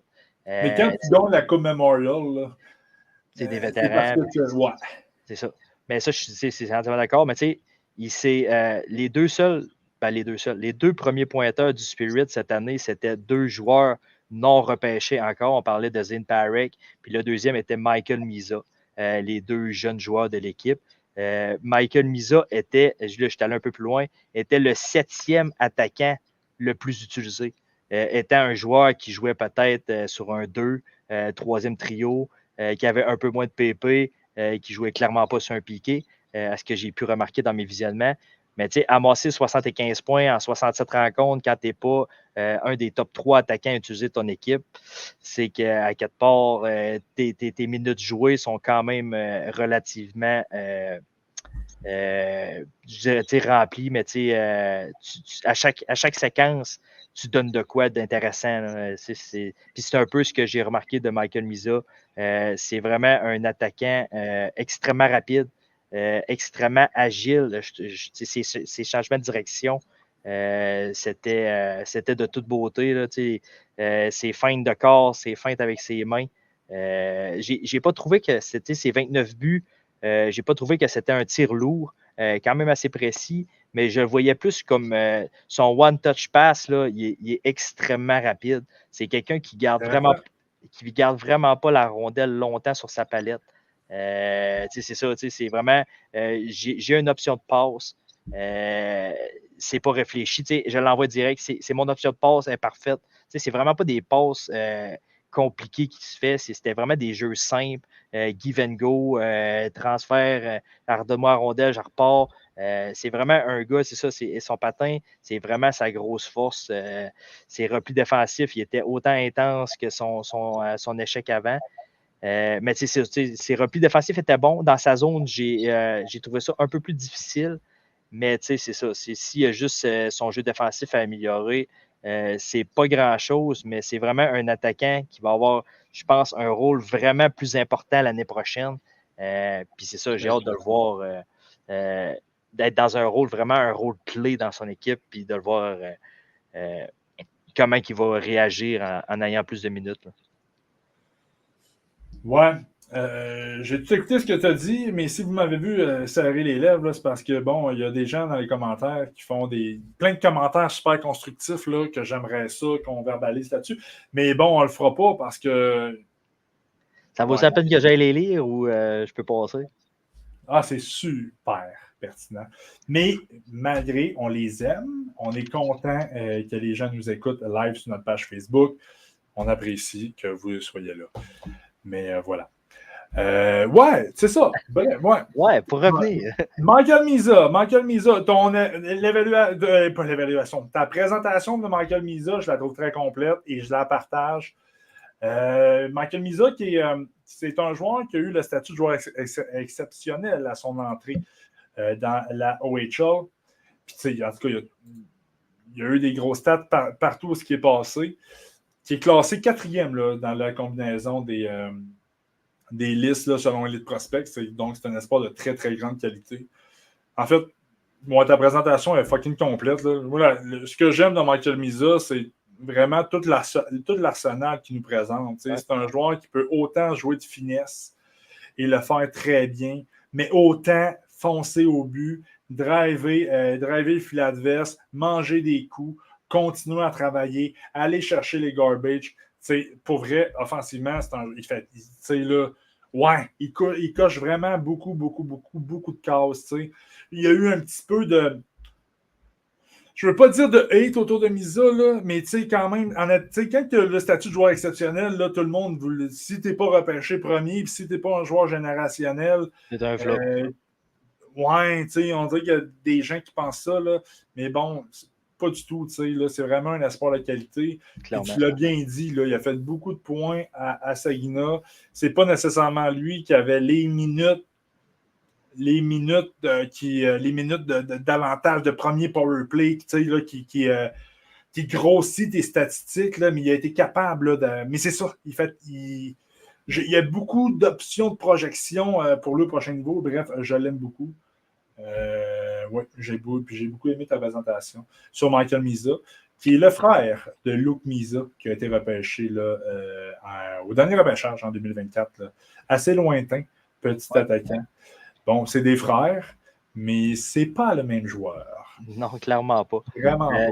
Il ne s'est rien enlevé à Luke Misa, là, mais Michael Misa, là, wow, il coche énormément de cases. Clairement. Puis Memo, il nous sort un petit Shane Wright ou Michael Misa.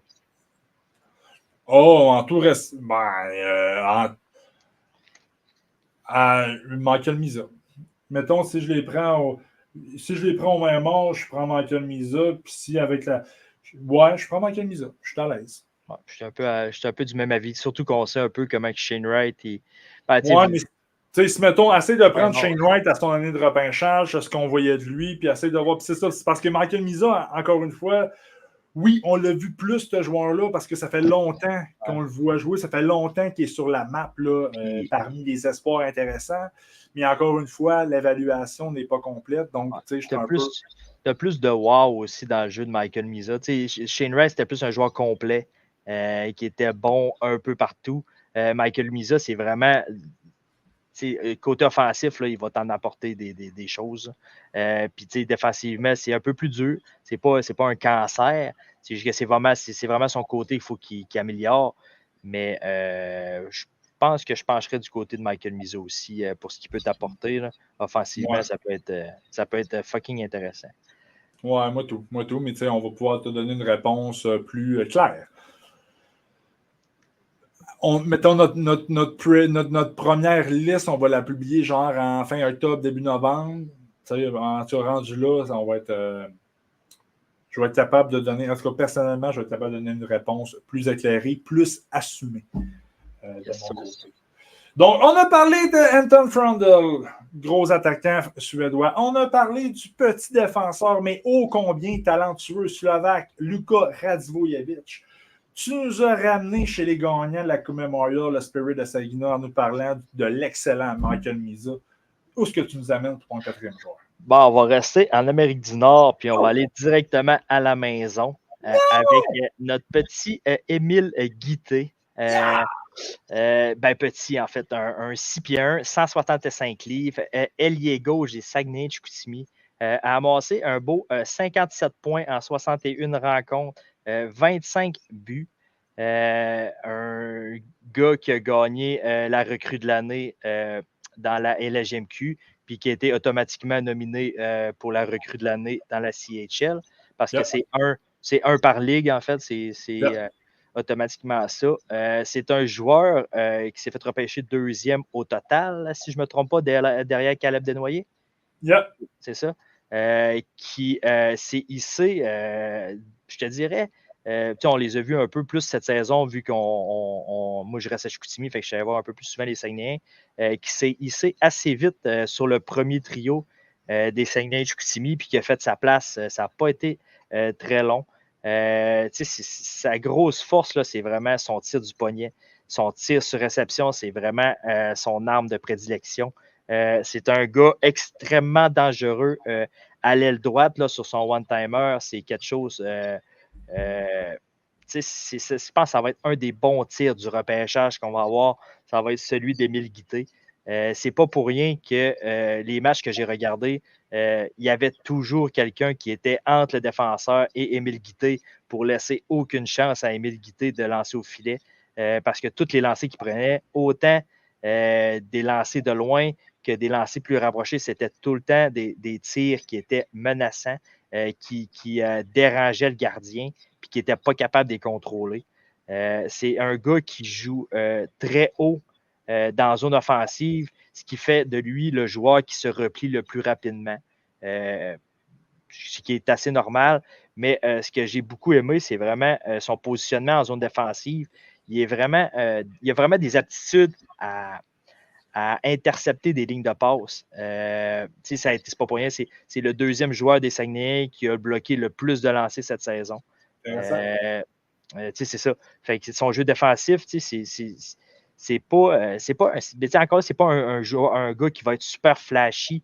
C'est ça, sa grosse arme, c'est un tir. Je n'ai pas vu construire des jeux. Il sait où aller se positionner. Il se donne en option de passe assez souvent. Puis comme je te dis, à chaque fois qu'il tire, c'est menaçant. Dans sa zone, c'est un joueur qui est très responsable de ce que j'ai pu voir. Non, c'est ça. Mais c'est ça. Pour moi, il finissait ses mises en échec. Janko, ça ferme ta caméra. C'est ça, c'est un gars qui finissait ses mises en échec. C'est pas un très gros coup de patin, mais encore là, c'est pas quelque chose de dérangeant. Mais j'ai vraiment apprécié les visionnements que j'ai eus d'Émile Guité pour de vrai. Il fait que progresser. Puis c'est ça, tu startes direct. L'année prochaine, il va vraiment être un joueur d'impact. Puis il l'était déjà cette année. J'ai vraiment hâte de le voir au Linka pour de vrai s'il fait l'équipe. Là. Je pense que ça va être un joueur qui va avoir aussi une très grosse impact pour le Canada. Non, je suis entièrement content de mes observations de début de saison. Puis on a un auditeur qui mentionne qu'en plus de tout ça, Émile Guité a eu une mononucléose au camp d'entraînement l'année passée. C'est ça? Ouais. Mais moi, c'est ça. Mon scouting, Émile Guité, oui, je l'ai vu jouer avec les SAG quand même assez beaucoup l'année passée. Là. Mais mon scouting, je te dirais officiel Street Scout, n'est pas débuté sur lui. Donc, j'ai bu tes paroles. Je partage tes observations également. Je suis quand même étonné. Là, on s'entend, là, c'est un classement qui est préliminaire. Là, tout peut changer drastiquement. Mais qui est classé 46e en ce moment. Je trouve ça relativement loin, mais ouais. c'est parce que je n'ai pas analysé les autres avant lui. Là.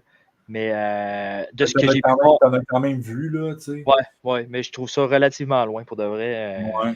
Je suis surpris. Moi, ce que j'aimais d'Émile Guité, puis je vais me contenter de dire ça, c'est tu regardais les Saguenayens l'année passée, puis Émile Guité, c'est le meilleur attaquant là, devant Maxime Massé et loin devant Thomas Desruisseaux. Shout-out Thomas Desruisseaux, l'invité, le premier invité de Street Scout Podcast, épisode de 25, c'est pas vrai. Mais ouais, c'est ça. Mais ouais, Émile Guité, je pense que c'est très dangereux dans l'avantage numérique qui sont lancés. Semble être responsable également. Donc, ouais, voilà. Émile Guité. Hein? Une petite touche québécoise. De mon côté, je vais faire une petite touche québécoise aussi. Là, hein? On sait que même si on n'est pas des gros fans des espoirs de la Q en général, ben, c'est pas qu'on n'est pas des gros fans de la Q, c'est juste que Chris, t'as des mauvais repêchages. Un point, c'est Ouais, c'est ça. En fait, c'est juste ça. S'il y aurait eu des bons joueurs, Émile Guité, j'ai pas grand. En fait, j'ai pas vraiment de choses mauvaises à dire sur lui. Ouais, c'est ça, tu sais. Puis en même temps, je vais peut-être me faire lancer des roches, puis peut-être que dans 3 ans, tu vas écouter ça. Puis je vais avoir l'air d'un niaiseux, là. Mais tu sais, on n'est pas dans le Raoul Boilard, mettons. Non, clairement pas. Clairement pas. OK, fait qu'on est resté en Amérique du Nord, puis tes 2 derniers choix, là, tu nous amènes-tu ailleurs dans le monde pour ton dernier oui, on va s'en aller directement en Russie pour regarder des rencontres de Ivan Ryabkin, un centre de Dynamo de Moscou en MHL, un attaquant de 6 pieds, 170 livres, qui a amassé 58 points en 44 rencontres, dont 24 buts. Moi, c'est sûrement mes visionnements les plus intéressants que j'ai eus depuis le début de 2025, déjà nos visionnements de 2025. C'est un attaquant qui, dans une rencontre, est capable de toucher à tout. Autant, c'est un centre. J'ai checké un peu ses moyennes parce que je trouvais qu'il était quand même assez bon au centre. On parle d'un 56% de mise en jeu en saison. Ce qui est quand même relativement acceptable. C'est un gars qui est capable d'appliquer. En fait, il est capable. Il applique des solides mises en échec qui sont, sans dire à la surine, là, mais c'est des mises en échec qui sont percutantes. Puis, c'est ça, c'est pas un gars sur la patinoire, il n'a pas de l'air d'un gros gars. 6 pieds, 170 livres, j'aurais peut-être mis moins que 6 pieds. Mais c'est des mises en échec percutantes, là, des 2 à 3 mises en échec que tu dis, oh, OK, c'est quand même assez solide. C'est un gars qui a d'excellentes mains. Vision du jeu. Son tir, c'est pas le plus puissant, très précis de ce que j'ai pu voir. Ses replis défensifs, je les ai trouvés légers, mais défensivement, je trouve que c'est vraiment un gars très intelligent, un peu à la Émile Guité, comme je disais. Il coupe beaucoup de lignes de passe, puis ça a été J'aime bien ça voir les stats avancées. C'était le 3e joueur de son équipe avec le plus de lancers bloqués. On parle du 2e pointeur de l'équipe, du meilleur passeur. C'est lui qui avait le plus de chances de marquer. Moi, je sais que toi, le visionnement que tu as vu, c'était pas son meilleur. Là. Mais c'est vraiment un beau complément de genre, il touche à tout. C'est ça, je vois un peu bon dans tout. Il y a quelques affaires à peaufiner, mais c'est un gars qui va être vraiment intéressant juste à cause de notre apport physique puis qui est capable de produire offensivement. C'est quelque chose que je trouve vraiment intéressant. J'espère que l'année prochaine, là, on parle d'un 16 ans qui joue à MHL. Ça me surprendrait beaucoup qu'on le voit jouer en KHL l'année prochaine. J'espère le voir détruire la MHL cette année. Mais c'est un peu ce que j'avais à dire. C'est ça. Le point négatif que j'avais un peu, c'était un peu à cet âge-là, les prises de décision. C'est vraiment un gars créatif qui fait des jeux de passe, des super jeux de passe, mais des fois, ses prises de décision étaient dangereuses, admettons. Là. C'était des jeux quand même assez fancy que tu dis, OK, pourquoi tu as fait ça, intercepter, échapper. Mais tu sais, 16 ans, j'y laisse encore de la progression puis de peaufinage. Mais c'est vraiment un gars qui va être intéressant. Je suis quand même, je dirais pas surpris, mais qu'à chaque année, depuis, mettons, 3-4 ans, on a des Russes qui sont quand même vraiment relativement intéressants. Là, on parle de Mishkov, Demidov, Ryabkin, j'imagine qu'il doit être dans un top 10 cette année, je suis pas mal convaincu. C'est un peu là. Ben, je vais te laisser terminer, là, mais je m'en allais là. J'avais des questions pour toi. Ouais, puis je trouve que plus que ça va, plus que les gars sont complets. On n'apporte plus juste des joueurs, on va dire, unidimensionnels, que c'est l'offensive. Puis, ils sont beaucoup plus responsables défensivement qu'ils l'étaient des Russes de v'là 5-10 ans. J'aime ce qu'ils modernisent dans le jeu, en fait. Là. En 2023, il y a eu Matvei Mishkov. En 2024, on a eu Ivan Demidov. J'ai comme l'impression qu'en 2025, le Russe, ça va être Ilya Ryabkin qui va être dans les mêmes discussions que les deux autres espoirs de très grande qualité russes.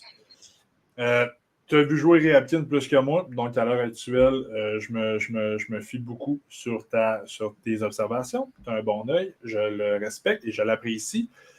Hey, mais je t'écoutais parler, on dirait que tu étais en train de me décrire un mélange de Mishkov, de Demidov, puis de Surine un peu.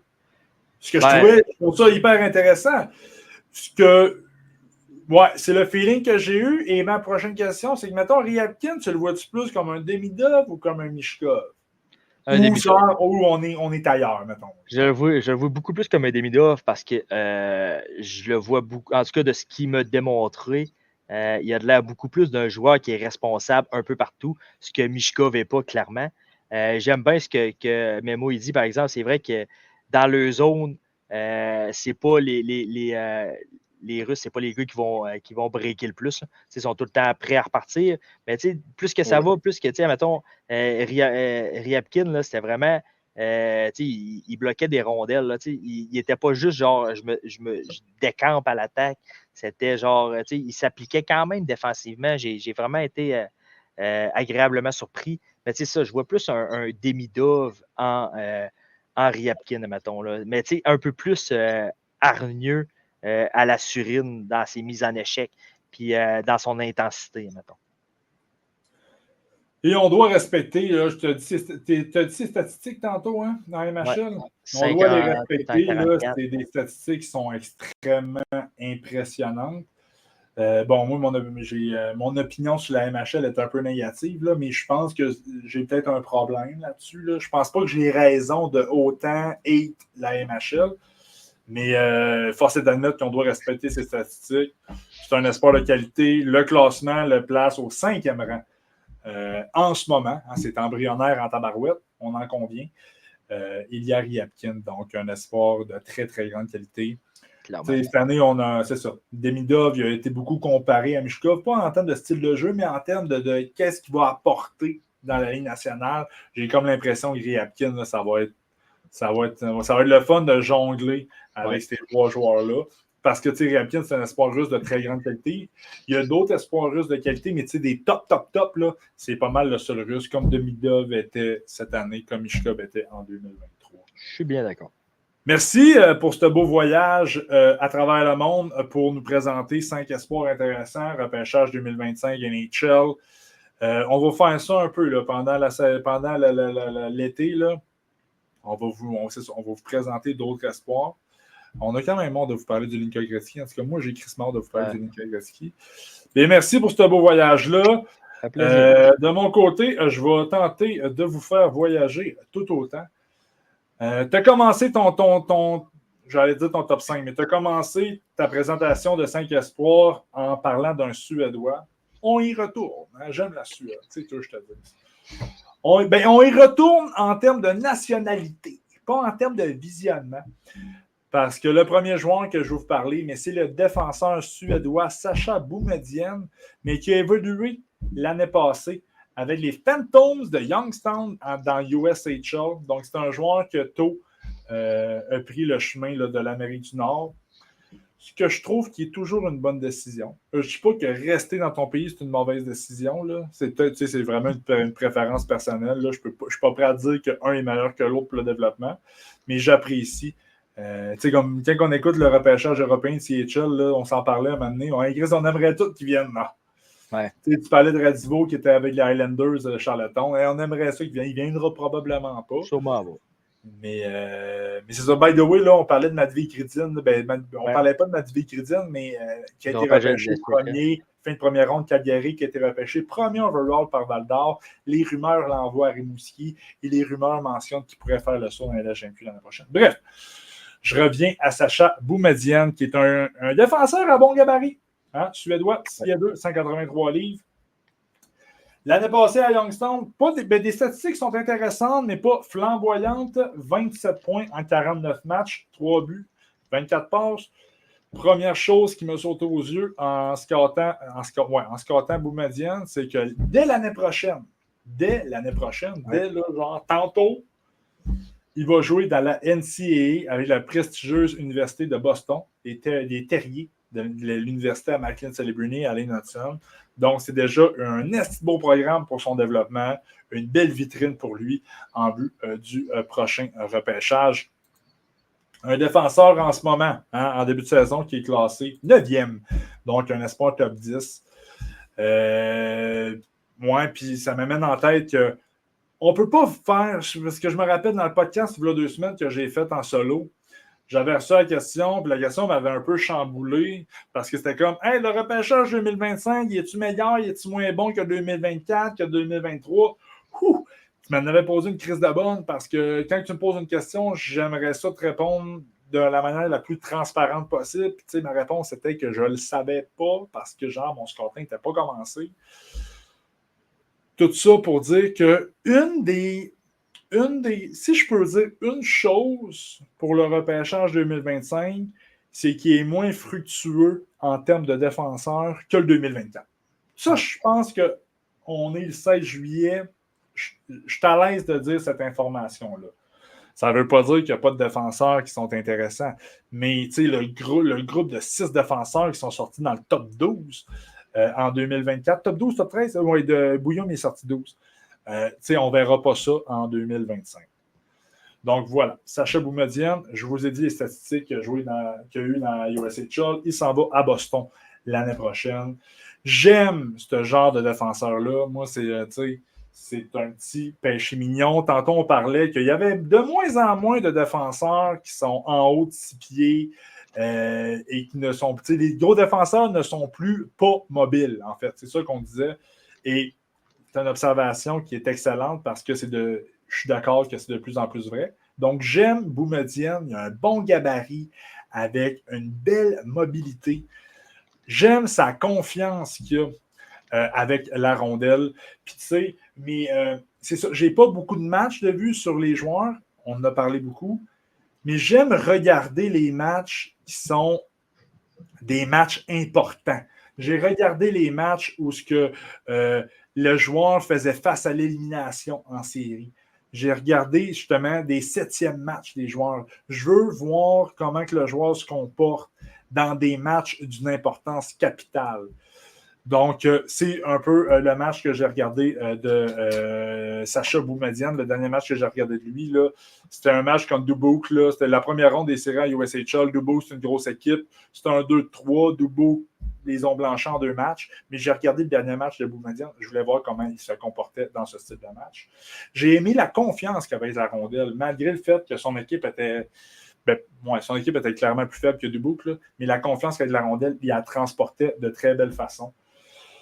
Là, patine très bien, évidemment. Là, bon, mais quand même, c'est pas un défenseur qui est parfait. Là. On dirait que j'en parle comme si je le repêcherais genre avant Connor Bedard. Là. C'est pas ça. Là. Mais bon, j'ai aimé là, le package qui t'apportait. Le premier package que j'ai vu de lui. J'ai quand même vu certaines périodes d'inattention en zone défensive de sa part là, dans les matchs que j'ai écoutés. Ce n'est pas un joueur qui n'est pas bon en couverture. Ce n'est pas un joueur qui n'est pas bon défensivement. Mais par moment, au courant du match, il y avait des périodes d'inattention en couverture défensive qui provoquaient des occasions de marquer à l'inverse. Donc, j'ai noté peut-être une certaine inconstance dans sa game, dans ses parties du côté de Sacha Boumedienne. Mais bon, c'est pas une lacune qui m'inquiète là, énormément. Là, on s'entend, là, on parle de défenseurs de 16-17 ans. Là, c'est des lacunes que plusieurs joueurs vont avoir. Peut-être pas Michael Misa. Moi, Michael Misa, c'est quoi que j'aime de lui. Là. Ouais. Il est sans glace, tu sais ce qu'il va te donner, puis il va t'en donner en tabarouette. Bref. Donc, c'est ça. Fait, cette petite lacune-là, je l'ai notée, mais j'apprécie le potentiel. Là, je le vois très bien. Je le vois très bien se projeter là, au prochain niveau, même si encore mes visionnements sont très minimes à son sujet. Mais c'est un défenseur que, mon premier visionnement, mon deuxième visionnement sur lui, tu finis ta game. Tu dis comment, Chris, man, j'ai hâte de le revoir. J'ai hâte de le revoir. Puis très content de le voir évoluer en NCAA cette année à Boston. Toujours plaisant, là, by the way, d'écouter des games en NCAA. Là, le calibre de jeu est très, très bon. C'est des joueurs, oui, c'est des adultes, là, mais c'est des joueurs qui sont plus vieux. Donc, voilà, Sacha Boumedienne, je l'aime beaucoup. Yes. Donc, voilà, nous étions à USHL avec... Ah, puis ouais, je voulais vous le dire, là, pour les connaisseurs d'hockey, pour Sacha Boumedienne est le fils. Je ne sais pas si ça va dire de quoi à des gens, mais c'est le fils de Joseph Boumedienne, qui a joué certains matchs nationaux il y a quelques saisons. Donc, shout-out aux gens qui connaissent Joseph Boumedienne. Tu es allé à Chicoutimi tantôt dans la LHJMQ. C'est vrai que le repêchage 2025 va être plus fructueux pour les espoirs de la Q. Donc, on va lever notre chapeau pour certains espoirs québécois de la LHJMQ. Je vous amène à Caleb Desnoyers. Je te parlais tantôt que Émile Guité avait été repêché au 2e rang au repêchage LHJMQ derrière Caleb Desnoyers. Québécois qui évolue avec les Wildcats de Moncton, joueur de centre, 6 pieds 1, il est listé à 163 livres. 163 livres, on peut dire, Chris, c'est petit, mais hey, c'est des kids. C'est des kids, c'est jeune. Ce joueur-là, quand il va jouer dans la Ligue nationale, il va en peser 185-190. Qui est classé en ce moment au classement de combiné consolidé de Elite Prospect au 13e rang en ce moment. 56 points, 20 buts, 36 passes en 60 parties dans la LHJMQ. C'est un joueur que vous pouvez avoir vu au dernier U18 avec le Canada. Qui ne jouait pas des grosses minutes, mais qui maximisait ses minutes. Ça, c'est de quoi que j'aime. T'sais. Des fois, on regarde des matchs, on check, OK, ce joueur-là, il a joué tant de minutes, J'aime pas tout le temps, là. Mais en fait, c'est peut-être quand je suis pressé. Quand je suis pressé, genre, il faut que j'aille travailler, mais ça me tente de se gâter un peu. Moi, aller me chercher une petite game de 8-9 minutes, 10 minutes. J'aime voir comment que le joueur va se comporter dans un rôle un peu plus effacé, dans un rôle un peu plus on apporte une dimension physique à la game. Fait que Caleb Desnoyers, même s'il a joué certains chiffres avec un gros trio au U18, mais il y avait aussi ce rôle-là là, je ne sais pas comment le dire. Là. mais de soutien, d'intensité. soutien, de genre j'embarque sur la glace, je vais chercher du momentum pour mon équipe. Bref, on l'a vu au U18, on l'a vu également avec les Wildcats de Moncton. Il a joué la première ronde des séries contre les Saguenay-Chicoutimi. Brabant, je l'ai dit tantôt, on vient du Saguenay-Saint-Jean, on est des fans des Sacs. J'avais, pas pour scatter nécessairement, vraiment pour mon plaisir personnel de regarder un match de hockey, parce que ça aussi c'est intéressant, de regarder un match de hockey sans trop réfléchir. J'avais visionné les 4 rencontres, les Saguenayens, shout out les Sacs, avaient éliminé les Wildcats en 4 rencontres.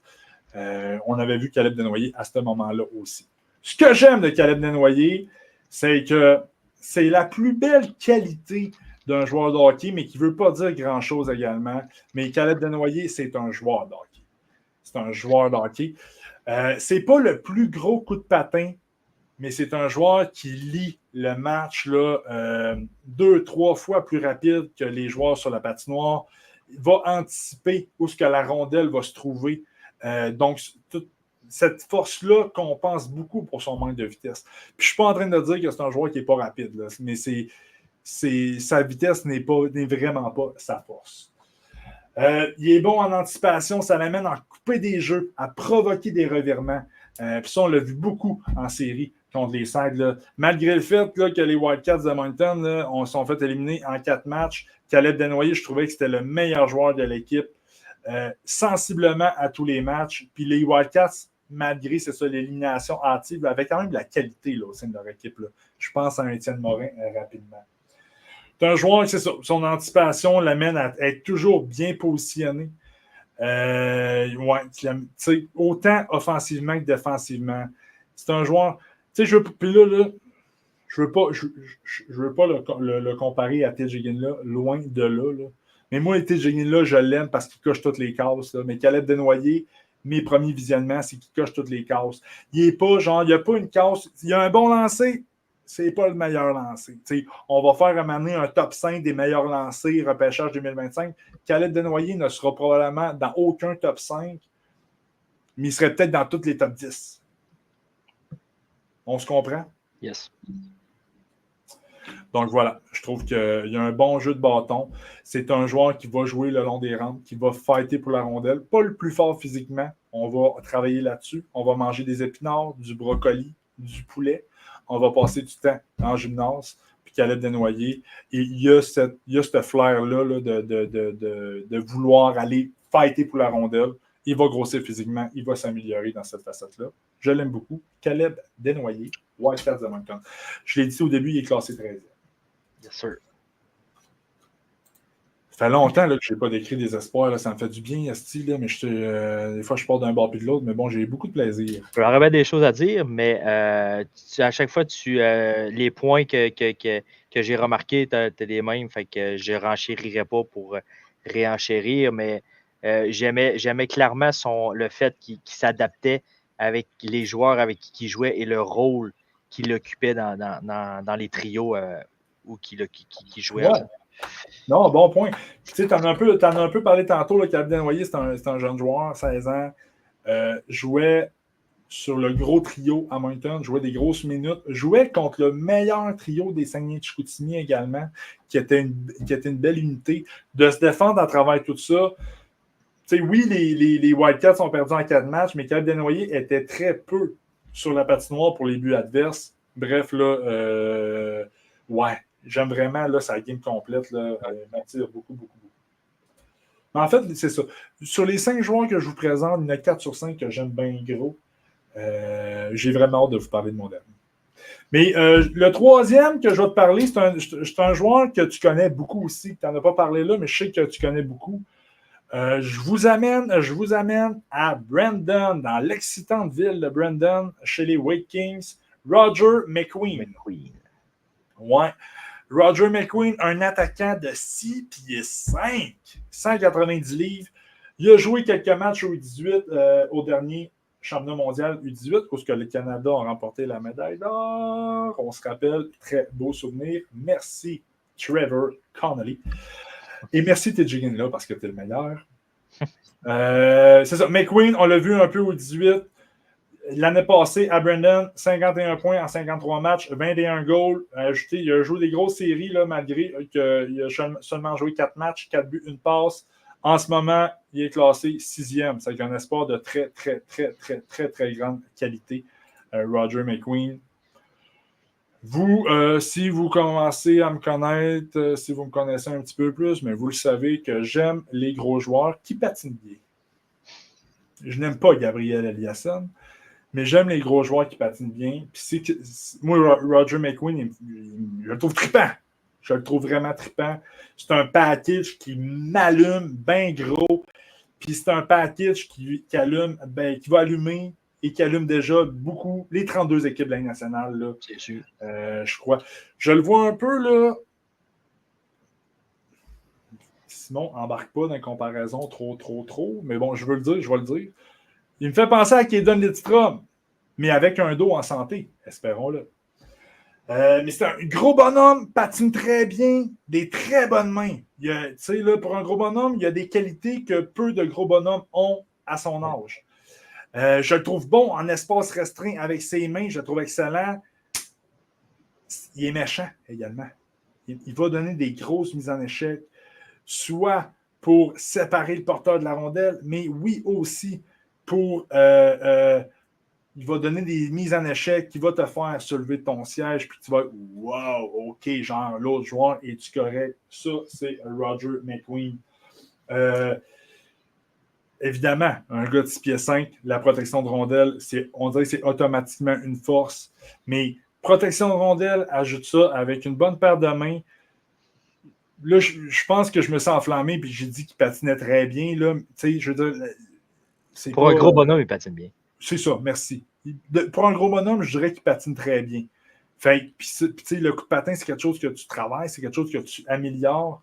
Fait que je vois là, je suis un gars de plancher, mais son plancher, il est très haut et son plafond est très haut. Je capote de ce joueur-là, là, des premiers visionnements que j'ai eus. Tantôt, je le disais là, avec Sacha Boumedienne, mais c'est un joueur que je veux voir jouer plus. C'est également un attaquant qui avait beaucoup de grosses responsabilités au sein de son équipe. C'est ça, son équipe a été éliminée par Moose Jaw, qu'on a vu à la Coupe Memorial. J'ai écouté le dernier match, et évidemment, son équipe s'est fait éliminer en 4 matchs. J'ai écouté le 4e match, je voulais voir. Tu perds par 3, tu as des grosses responsabilités. Tu joues contre le gros trio de Moose Jaw.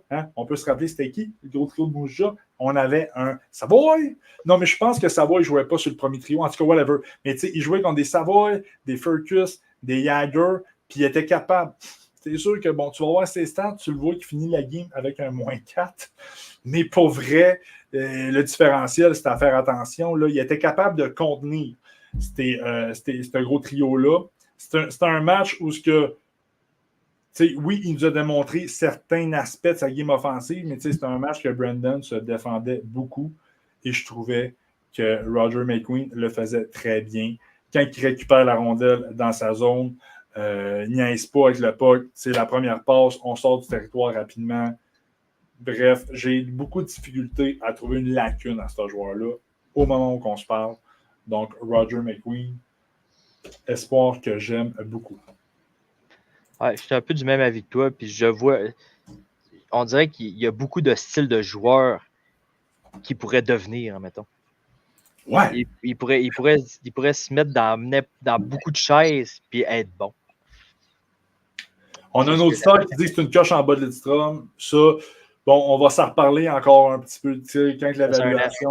Mais au moment où on se parle, si mettons on se prend à la même date l'année passée, Roger McQueen, pour moi, il est une coche aux 2 coches au-dessus de Lidstrom. Bon, je ne suis pas hype sur Lidstrom, vous pouvez le voir, là, mais Roger McQueen, on verra. Mais Roger McQueen, un nom à surveiller. Pour mon 4e joueur, mais on revient au Québec. Avec l'Armada de Blainville-Boisbriand, j'ai nommé l'ailier droit Justin Carbonneau. C'est pas un joueur que je connaissais, là, je savais c'était qui, là, mais c'est pas un joueur que j'ai vu l'année passée. Donc, mes visionnements sont débutés de son côté. Un ailier droit à bon gabarit, 6 pieds 1, 190 livres, qui est classé dans en ce moment 25e rang selon la liste combinée d'Elite Prospect. 59 points en 68 matchs, 31 buts. Ajouté 6 buts en 7 rencontres en séries éliminatoires. L'Armada de Blainville-Boisbriand ont livré là, une guerre au Phoenix de Sherbrooke là, en série de la LHMQ. J'ai regardé le 7e match entre les deux formations. Je voulais voir comment Justin allait se comporter. Dans cette rencontre-là, j'ai vu du bon, j'ai vu du moins bon. Là, c'est un joueur que je vais apprendre à connaître, là, mais sur le peu que j'ai vu de ce joueur-là jusqu'ici, là, il y a des wow! Puis il y a des. Un peu comme Sam Dickinson à la même date l'année passée. Son gabarit est impressionnant pour un jeune de son âge, puis c'est quelqu'un qui utilise bien ses épaules, parfois trop. Je trouvais qu'à certains moments, lors du match, en zone défensive, pouvait cueillir la rondelle et entamer une sortie de zone classique. On sort de la zone, on va attaquer l'autre bord. Sauf qu'au lieu de cueillir la rondelle, mais allait appliquer la mise en échec aux joueurs qui n'étaient pas en possession de la rondelle, puis ça faisait en sorte que la rondelle demeurait libre, recueillie par l'adversaire et maintenait l'attaque en zone de l'Armada de Blainville-Boisbriand. Donc, une lecture du jeu qui est un peu difficile à certains moments pour Justin Carbonneau. Sur l'avantage numérique, par exemple, j'ai vu un joueur qui était très dangereux. Autant au niveau de son lancer sur réception également, mais aussi au niveau de ses passes. Souvent, il faisait des passes au bon moment qui traversaient la boîte adverse, qui provoquaient une occasion de marquer. Donc, c'était vraiment le joueur qui, je ne veux pas dire qu'il dirigeait là, l'avantage numérique, là, mais les jeux passaient beaucoup par Justin Carbonneau. Il était vraiment, vraiment, vraiment dangereux. Il y a eu beaucoup d'occasions de marquer. Qui étaient où ce que Justin Carbonneau était le responsable. Merci, Simon. Également, un petit buff, c'est que les sorties de zone, des fois, les sorties de zone qui passaient par Justin Carbonneau étaient parfois difficiles. Un temps de réaction qui était un peu long. Des fois, le défenseur qui était en arrêt de son filet passe à l'ailier, Justin Carbonneau, puis souvent, le défenseur le pinchait et Justin Carbonneau réagissait lentement, se faisait pour checker, la rondelle demeurait dans la zone. Donc, je trouvais que c'est ça. J'étais comme, bro, tu devrais faire la sortie de zone de l'autre côté, si possible. Je trouvais que, c'est ça. J'ai vu beaucoup de wow dans son jeu, mais j'ai vu beaucoup de je me questionne beaucoup. Son gabarit est intéressant, hein? 6 pieds 1, 190 livres, puis il est vraiment gros sur la patinoire. Il a un coup de patin qui est hyper correct. Il peut se développer comme un power forward. Là. Il y a un petit côté mean que je n'aille pas. Mais je trouvais, j'ai trouvé qu'il y avait beaucoup de lacunes, quelques lacunes dans son propre territoire. Donc voilà pour Justin Carbonneau. J'ai gardé. J'ai peut-être. On a comme. Là, on s'est fait une liste là, de genre 120-125 joueurs qu'on a déjà listés à 125 joueurs. OK, ben, il faut regarder, tu sais. Il va y en avoir d'autres qui vont s'ajouter. Je n'ai peut-être regardé en ce moment, je suis peut-être à 35. Je n'ai pas le calcul exact, mais de ce lot-là, le joueur qui me fait plus triper, puis encore une fois, pour les gens qui me connaissent, ça peut être surprenant, mais j'ai nommé l'Américain LG Mooney. Puis pourquoi ça peut être surprenant? Parce que je l'ai dit tantôt, j'aime les gros joueurs qui se déplacent bien. Là. LG Mooney, sa seule lacune sur la patinoire, c'est qu'il mesure 5 pieds 7 et qu'il paye 150 livres. C'est sa seule lacune parce que ce joueur-là est exceptionnel à mes yeux. Malgré son petit gabarit qui est classé 21e jusqu'ici.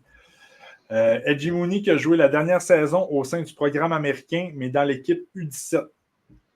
Le programme américain aligne toujours une formation U17 et U18. Les joueurs qui jouent dans le U17 peuvent aller jouer certaines rencontres dans le U18. Ça, il n'y a pas de problème. LG Mooney, c'est ce qu'il a fait. Il a joué un peu dans les deux équipes.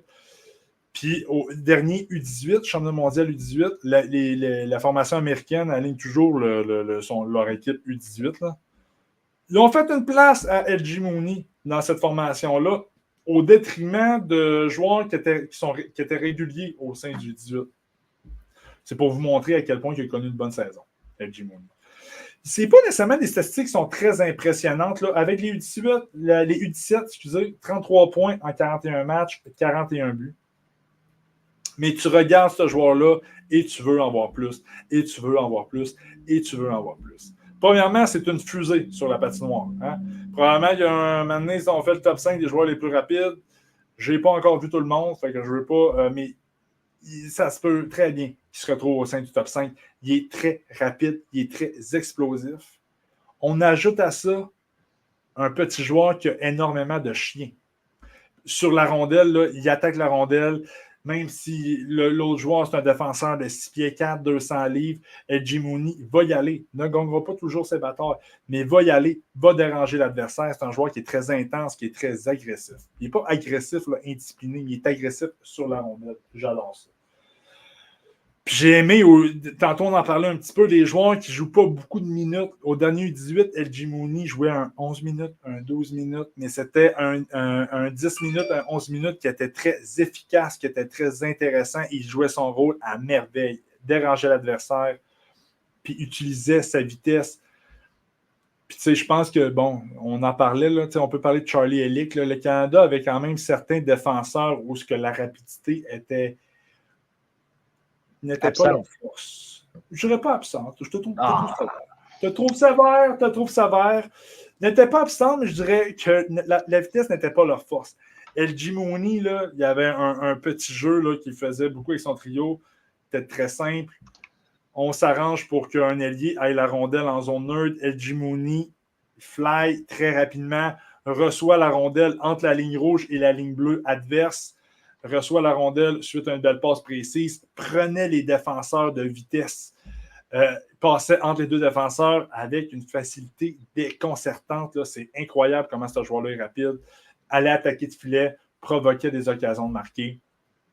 Ouais, je l'ai vraiment adoré. Petite lacune, je note un petit peu un manque de finition. Des fois, je trouve qu'il est tellement rapide qu'il est comme trop rapide pour ses mains, genre. Je sais pas si tu comprends ce que je veux dire. Ouais. Mais ouais, mais ça, encore une fois, c'est quelque chose qui peut travailler, qui peut s'améliorer. Mais Edgy Mooney, là, je ne sais pas si vous êtes un fan d'espoir, là, mais c'est un joueur que je recommande d'aller le regarder. Il est excitant à voir jouer. Il est très efficace. C'est un petit joueur. C'est un petit joueur qui pratique une game qui ne l'amène pas à ce qu'on se dise que son gabarit, c'est une lacune.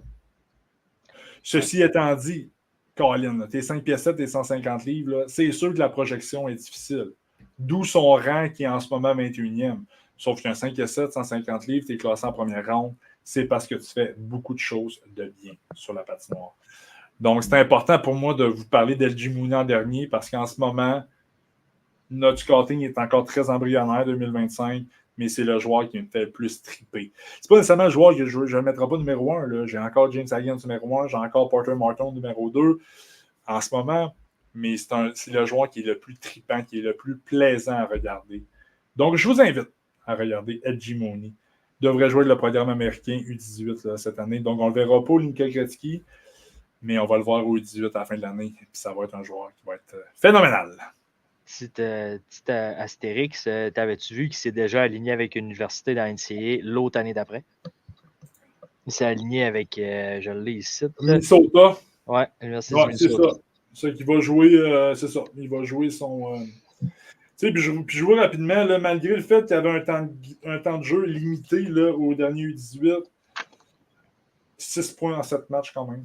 C'est sûr que les États-Unis ont fait beaucoup de buts, là, beaucoup de buts, là. Mais quand même. Bref, je l'aime beaucoup, Edgy Mooney. Qui est à Minnesota dans 2 ans. Donc, c'est pas un joueur que tu vas voir.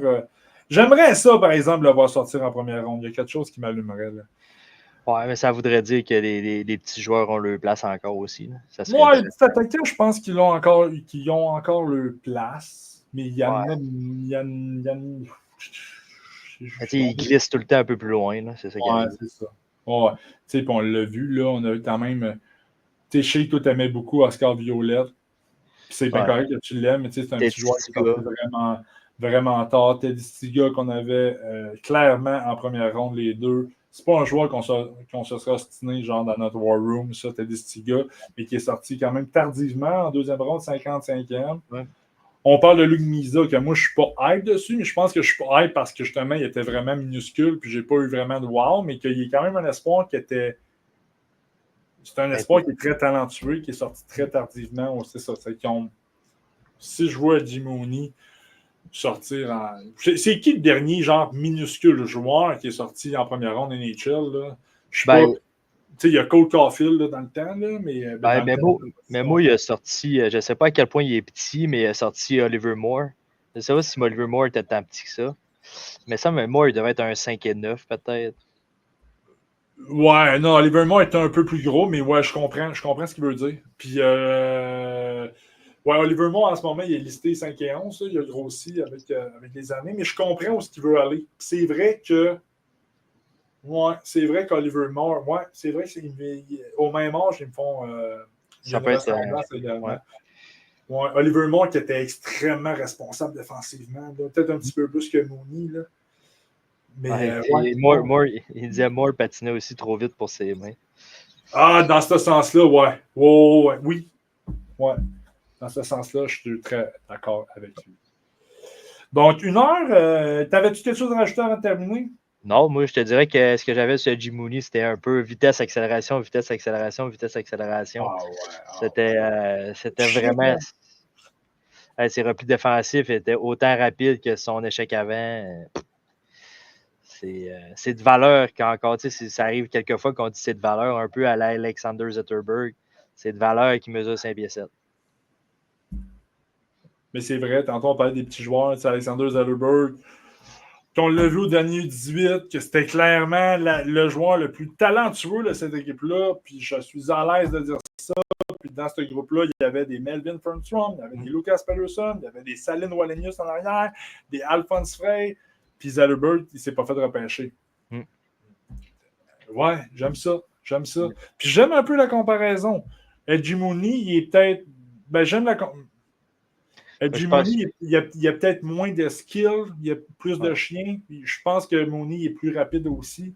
Je pense aussi. Et ouais. En tout cas, c'était dans le fond, tu disais Zetterberg pour dire que les petits joueurs, c'était plus tough de se faire repêcher. Puis, check, t'as ça ici, là. Ouais, ben oui, il a raison. Zetterberg, il a été très bon au camp de développement du Canadien. C'est sûr qu'il allait être bon. Zetterberg, sur n'importe quelle patinoire, il va être bon. Ah, il est ultra intelligent. Ouais, juste peut-être pas sur dans la nationale parce que, je sais, mais c'est la marche. Ouais. C'est cette marche-là qui est extrêmement difficile à monter pour les petits joueurs, les petits attaquants. Mais les petits défenseurs aussi. Ouais, les petits joueurs. Ben, mon homme, ça fait plaisir. C'est un peu ça le but de donner notre opinion et donner le goût aux autres de donner leur opinion aussi. En fait, là, c'est le fun aussi quand vous participez. Là. Non, 100%. Puis c'est un peu... Ben, c'est toujours notre objectif de donner ça, mais c'est un peu... On voulait être clair au début du show. Là, on fait vraiment des présentations des joueurs. Fait que je te présente un joueur, je te dis, tu sais, parce qu'on n'a pas assez de visionnement pour genre... Ce gars-là, il va être... tu sais, en tout cas, on se comprend. Là. Mais tant mieux, ça vous donne le goût de regarder les joueurs. J'ai l'impression que si tantôt on s'est dit que les défenseurs, c'était moins un repêchage des défenseurs 2025 versus 2024, ça va être une première ronde qui va être plus fructueuse pour le programme américain cette année. Le choix numéro 1, ça va être un Américain, fort possiblement, James Haggans. Mais il y a d'autres Américains. Ça va être un Américain aussi, je pense. Ouais, il y a d'autres Américains, là, puis rapidement, d'autres Américains du programme là, qui vont être disponibles, puis qui est potentiellement des choix de première ronde. Je vous en dis quelques-uns. C'est des joueurs. Puis les joueurs que je vais vous dire, c'est des joueurs que j'ai tous regardés. Il y en a que j'aime moins que d'autres. Mais il y a l'attaquant William Moore. Chris, je vais aller voir s'il y a un lien de parenté avec Oliver, d'un coup des fois. Peut-être bien. Non. William Moore, qui est quand même un grand attaquant, qui est encore très frêle, mais qui est intéressant. Logan Hensler, qui est un défenseur que j'aime beaucoup, là, qui est vraiment bien coté au sein du programme. Il y a un autre défenseur qui s'appelle Charlie Treataway, qui est un défenseur du programme, qui est intéressant par sa mobilité aussi. Pas toujours les meilleures décisions qu'il prend, là, mais bon, de ce que je vois de manière embryonnaire, c'est quand même intéressant. L'attaquant Conrad von Durk, en espérant que je prononce bien son nom, qui est un petit attaquant que je trouvais qui était très responsable défensivement, mais on dirait que je trouvais qu'il se concentrait trop sur son jeu défensif, qui se concentrait trop de venir aider ses défenseurs. C'est rare que je vous dire ça, mais que je trouvais que c'était un attaquant qui ne s'impliquait pas beaucoup offensivement. Il pourrait faire plus parce qu'il y a certaines aptitudes intéressantes. Edgy Mooney, on a parlé. Cole McKinney, qui est un autre attaquant. Bon, que mes visionnements que j'ai de lui ne m'ont pas nécessairement plu. Colin Porter, il y a le fils de Manon Réaume, Dakota Réaume-Mullen, qui est intéressant également. Puis Jake Murtagh, là, je dirais ça. Jake Murtagh qui est quand même classé plus loin là, sur les listes jusqu'ici, mais que j'ai beaucoup aimé. Fait que je pense que la première ronde va être beaucoup plus fructueuse pour le programme américain en 2025. Je suis entièrement d'accord. Donc, 1h45 plus tard, je pensais même pas qu'on allait rentrer dans l'heure aujourd'hui. Fait que, on se voit la semaine prochaine. On est encore. Le Linka Gretzky arrive à grands pas, mais on n'est pas encore rendu. Donc, la semaine prochaine, on va vous présenter 10 autres espoirs intéressants pour le repêchage 2025. Si vous avez des questions, commentaires, des choses que vous aimeriez qu'on observe, qu'on discute dans nos prochains podcasts, gênez-vous pas. Abonnez-vous à notre chaîne YouTube, Spotify, si vous voulez nous encourager financièrement pour nous aider à payer nos plateformes qui nous coûtent la peau du cul. Patreon.com/StreetScout. Merci d'avoir été là. Merci mon chum Robert. Ça fait plaisir, mon homme. On se voit la semaine prochaine. Ciao, ciao.